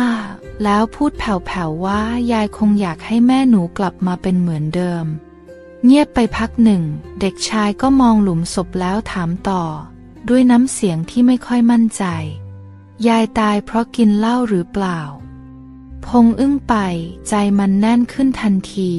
เหมือนโดนบีบด้วยคำเล็กๆแค่นั้นเขามองหน้าลูกก่อนจะค่อยๆพยักหน้าแล้วพูดว่ายายเสียใจมากตอนนั้นแล้วก็เริ่มดื่มเด็กชายฟังเงียบๆไม่ถามต่อแต่แววตาเศร้าอย่างเห็นได้ชัดหนูกลัวแม่จะเป็นแบบยายประโยคถัดมาของลูกทำเอาพงษ์ต้องกลั้นน้ำตาเขาก้มลงกอดลูกแน่นไม่กล้าพูดอะไรเพราะกลัวเสียงตัวเองจะสั่นตอนนั้นเองที่เขารู้สึกได้ว่ามีใครบางคนยืนอยู่ข้างหลังพงษ์หันไปช้าๆน้อยยืนอยู่เงียบๆตาแดงและมือสั่นเบาๆเธอไม่ได้พูดอะไรแค่มองหน้าลูกแล้วน้ำตาก็เริ่มไหลไม่หยุดเธอเดินมาหาลูกคุกเข่าลงช้าๆแล้วอบเขาไว้แน่นโดยไม่พูดคำเดียวเด็กชายเงยหน้าขึ้นแล้วถามเสียงเบาๆว่าแม่จะไม่กินเหล้าแล้วใช่ไหมน้อยพยักหน้าน้ำตาไหลเปื้อนแก้มแต่สายตาเต็มไปด้วยความรู้สึกแม่จะพยายามลูกแม่จะพยายามคำพูดที่เธอพูดเบาๆแต่น้ำหนักเต็มหัวใจพงษ์ยืนมองอยู่ข้างๆใจเขาเหมือนมีอะไรบางอย่างเริ่มขยับเหมือนแสงแรกในวันที่ยาวนานเช้าวันนั้นไม่มีใครพูดเยอะไม่มีสัญญาใหญ่โตมีแค่ความรู้สึกที่จริงที่สุดความรู้สึกของคนที่เริ่มยอมรับว่าตัวเองมีปัญหาและอยากลุกขึ้นสู้ด้วยตัวเองมันอาจยังไม่จบง่ายๆแต่นั่นคือวันแรกที่น้อยเริ่มเดินออกจากเงามืดของตัวเองเช้าวันจันทร์บ้านเงียบผิดปกติไม่มีเสียงเปิดขวดไม่มีเสียงบ่นน้อยนั่งนิ่งอยู่ริมเตียงตาแดงๆเหมือนไม่ได้นอนทั้งคืนพงษ์หุงข้าวใส่หม้อหันไปมองเมียเงียบๆไม่กล้าพูดอะไรเยอะวันนี้คือวันแรกที่น้อยตั้งใจจะไม่แต่เหล้าหลังจากดื่มติดมาหลายปีพงษ์รู้ว่างานนี้ไม่ง่ายแต่เขาก็ไม่ถอยเพราะคนที่ล้มอยู่คือคนที่เขารักลูกชายตื่นขึ้นมาแล้ววิ่งไปหาน้อยกอดแน่นๆแล้วพูดว่าแม่เก่งที่สุดคำพูดนั้นทำให้น้อยยิ้มทั้งน้ำตามือเธอสั่นเล็กน้อยแต่แววตาเริ่มมีประกายช่วงสายๆเธอเริ่มปวดหัวหน้าซีดมือเย็นตัวเริ่มสั่นทีๆพงษ์รีบเอาผ้าชุบน้ำมาเช็ดหน้าแล้วพาเธอนอนพักบนฟูกแต่พักได้ไม่นานเธอก็เริ่มเหงื่อออกเต็มตัวเกร็งแล้วหายใจแรงขึ้นเรื่อยๆฉันไม่ไหวแล้วพงษ์ฉันจะเป็นบ้าเสียงเธอสั่นเหมือนใจจะขาดพงษ์นั่งข้างๆแล้วจับมือไว้แน่นบีบเบาๆพร้อมพูดช้าๆว่าไม่เป็นไรพี่อยู่ตรงนี้น้อยดิ้นไปมาน้ำตาไหลเหมือนคนหมดเรี่ยวแรงแต่ยังอยากสู้บางช่วงเธอพูดจาไม่รู้เรื่องบางช่วงเงียบไปเหมือนหลับแล้วก็สะดุ้งขึ้นมาเองพงษ์ไม่ยอมลุกไปไหนเลยนั่งเฝ้าเมียเหมือนเฝ้าไข้ตาก็แดงแต่ปากไม่บ่นลูกชายแอบมานั่งข้างพ่อจับชายเสื้อเบาๆแล้วกระซิบว่าแม่จะหายไหมพ่อพงษ์หันไปมองลูกแล้วพยักหน้าเบาๆทั้งที่ตัวเองก็ยังไม่แน่ใจเราต้องช่วยแม่กำลังสู้อยู่เขาตอบด้วยน้ำเสียงที่พยายามไม่สั่นจนถึงค่ำอาการเริ่มลดลงน้อยนอนนิ่งเหมือนหมดแรงทั้งตัวเธอลืมตาขึ้นมาเบาๆ หันมามองพงษ์แล้วพูดคำแรกที่ออกจากปากทั้งวัน ขอบคุณนะพงษ์ถ้าไม่มีพี่ฉันคงแย่กว่านี้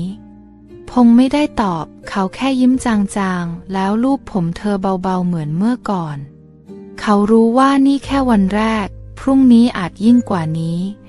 แต่เขาก็พร้อมจะอยู่ตรงนี้เหมือนเดิมคืนนี้น้อยหลับไปทั้งน้ำตาส่วนพงษ์ยังไม่นอนแค่นั่งมองหน้าเมียแล้วบอกในใจว่าไม่เป็นไรต่อให้ลำบากกว่านี้พี่ก็จะไม่ปล่อยให้เธอสู้คนเดียวเช้าวันอาทิตย์พงษ์พาน้อยขึ้นรถเครื่องคันเก่าขี่ช้าๆไปที่วัดท้ายหมู่บ้านที่นั่นมีศาลาหลังเล็กๆมีป้ายเขียนไว้ว่ากลุ่มคืนชีวิตตัวอักษรเก่าๆแต่ยังอ่านชัดน้อยนั่งซ้อนท้ายเงียบๆมือจับเสื้อพงษ์แน่นใจเธอสั่นจนรู้สึกได้เมื่อถึงที่หมายเธอไม่กล้าลงจากรถทันทีเหมือนลังเลว่าจะเข้าไปดีไหมพงษ์ไม่เร่งเขาแค่หันมายิ้มเบาๆแล้วพูดว่าแค่ลองดูไม่เสียหายน้อยพยักหน้าหายใจลึกๆแล้วก้าวลงจากรถด้วยหัวใจที่ยังวุ่นวายในศาลามีคนประมาณ10 กว่าคนบางคนนั่งยิ้มบางคนทำหน้าจริงจังมีชายวัยกลางคนหนึ่งเดินเข้ามาหายกมือไหว้แล้วพูดเสียงนุ่มๆชื่อชัยครับผมเคยกินเหล้าหนักกว่าน้องน้อยอีกแต่เลิกได้ประโยคนี้ทำให้น้อยมองหน้าเขาน้ำตาคลอเบาๆโดยไม่รู้ตัวเธอไม่คิดว่าแค่ประโยคเดียวจะทำให้รู้สึกเบาขึ้นขนาดนี้ชัยยิ้มแล้วชวนเธอเข้าไปนั่งกลุ่มคนที่นี่ไม่มีใครมองแปลกๆไม่มีใครถามเรื่องอดีตพอเริ่มวงสนทนาทุกคนก็เล่าประสบการณ์ของตัวเองแบบเปิดใจไม่ปิดบังมีผู้หญิงคนหนึ่งชื่อเจ๊ติ๋มเคยกินเหล้าหนักจนเกือบจุดไฟเผาบ้านตัวเองเธอพูดพร้อมหัวเราะแล้วบอกว่าแต่ดูดิตอนนี้ฉันยังอยู่ครบ32เสียงหัวเราะในศาลาไม่ได้ดังกวนหรือแกล้งขำแต่มันเต็มไปด้วยความหวังน้อยนั่งฟังเงียบๆแต่ใจค่อยๆอ่อนลงทุกทีเหมือนกำแพงในตัวเริ่มพังเธอเริ่มเข้าใจว่าคนติดเหล้าไม่ใช่คนเลวแค่บางช่วงชีวิตพังแล้วไม่มีใครจับมือไว้หลังจากพูดคุยจบทุกคนก็ช่วยกันเก็บของแล้วนัดเจอกันใหม่สัปดาห์หน้าน้อยเดินออกมาพร้อมพงษ์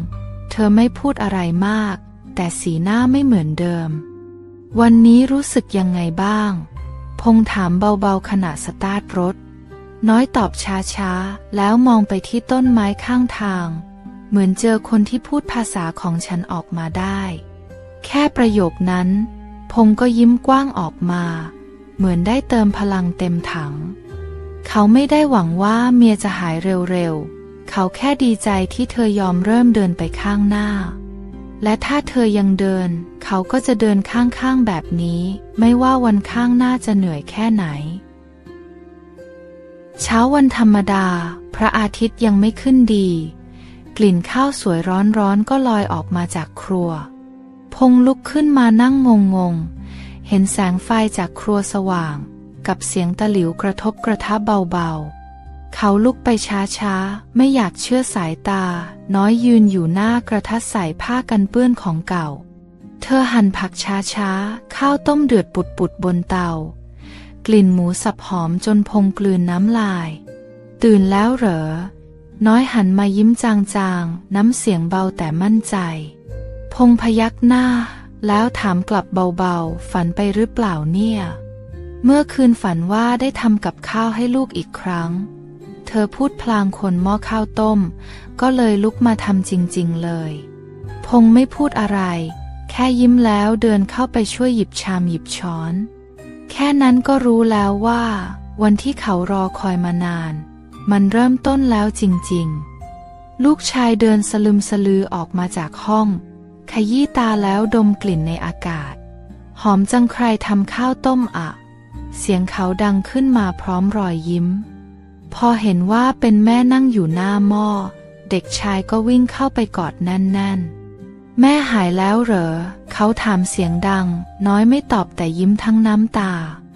แม่ยังไม่หายสนิทหรอกลูกแต่แม่กำลังพยายามอยู่เด็กชายพยักหน้าแรงๆเหมือนจะบอกว่าเขาเข้าใจทุกอย่างโดยไม่ต้องอธิบายยืดยาวเช้านั้นบ้านทั้งหลังดูสดใสขึ้นทั้งที่ยังเก่าเหมือนเดิมและข้าวต้มก็ธรรมดาสุดๆแต่ความรู้สึกไม่ธรรมดาเลยมันคือข้าวต้มที่หอมที่สุดในชีวิตพงษ์เขานั่งมองเมียตักข้าวให้ลูกแล้วพูดเสียงเบาๆเหมือนคนละเมอว่าน้อยกลับมาแล้วแม่ของลูกกลับมาแล้วตลอดทั้งวันนั้นน้อยไม่แต่เล่าไม่พูดถึงอดีตไม่พูดว่าเหนื่อยเธอแค่ล้างจานปัดฝุ่นเช็ดโต๊ะและคุยกับลูกแบบที่หายไปจากบ้านนานมากเย็นวันนั้นลูกชายวาดรูปครอบครัวส่งครูรูปที่แม่กลับมายืนอยู่ข้างพ่ออีกครั้งตอนจะนอนเด็กชายหันมาพูดกับพงษ์ว่าแม่หอมเหมือนเดิมแล้วเนอะพ่อพงษ์ฟังแล้วใจสั่นเขาหันไปมองเมียที่หลับอยู่ข้างๆแล้วพึมพำเบาๆว่าใช่หอมกว่าวันแต่งงานอีกวันนั้นไม่มีพิธีไม่มีรางวัลไม่มีคำยกยอมีแค่ครอบครัว3 คนที่กลับมาอยู่พร้อมหน้าและรอยยิ้มเล็กๆที่เริ่มชัดขึ้นทุกวันเหมือนต้นไม้ที่งอกขึ้นใหม่กลางลานแห้งแล้งผ่านไป1 ปีเต็มตั้งแต่วันแรกที่น้อยหยุดเล่าจนถึงวันนี้ไม่มีวันไหนที่เธอย้อนกลับไปทุกเช้าตื่นก่อนฟ้าเริ่มสว่างหุงข้าวล้างจานดูแลลูกไม่มีใครบอกแต่เธอก็ทำทุกวันบางครั้งยังเห็นเธอนั่งนิ่งๆมองไปไกลๆเหมือนกำลังคิดอะไรบางอย่างพงษ์ไม่ถามไม่เร่ง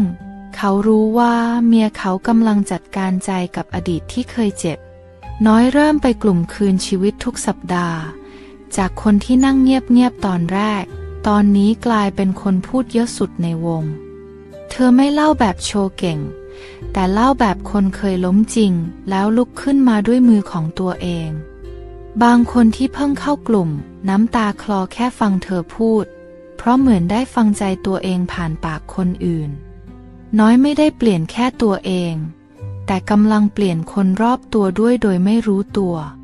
พงษ์นั่งมองจากมุมไกลๆแล้วหัวใจมันอุ่นขึ้นทุกครั้งที่ได้ยินคนเรียกเมียเขาว่าพี่น้อยวันงานรวมกลุ่มใหญ่ของกลุ่มบำบัดมีคนจากหลายหมู่บ้านมารวมกันเต็มศาลาน้อยถูกเชิญให้ขึ้นไปพูดหน้าใหม่มือเธอสั่นนิดหน่อยแต่สายตาแน่นแน่ฉันเคยคิดว่าฉันไม่มีค่าแล้วแต่พอฉันเริ่มเชื่อตัวเองอีกครั้งชีวิตมันก็ค่อยๆกลับมาเสียงปรบมือดังลั่นศาลาพงษ์กับลูกนั่งอยู่แถวหน้ายิ้มทั้งน้ำตาเหมือนกันทั้งคู่ตอนเดินกลับบ้านลูกชายถามว่าแม่เป็นคนดังแล้วใช่ไหมพ่อ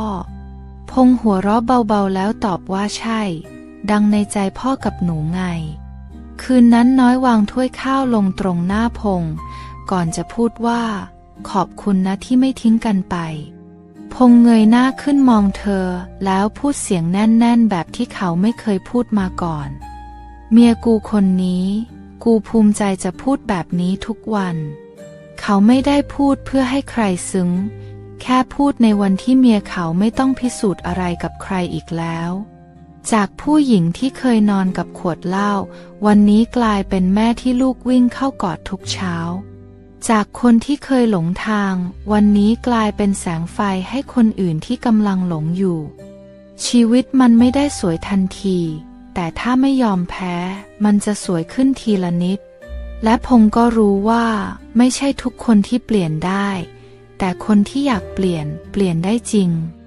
แค่มีใครสักคนอยู่ข้างๆแล้วพูดว่ามึงล้มได้แต่กูจะไม่ให้มึงล้มคนเดียว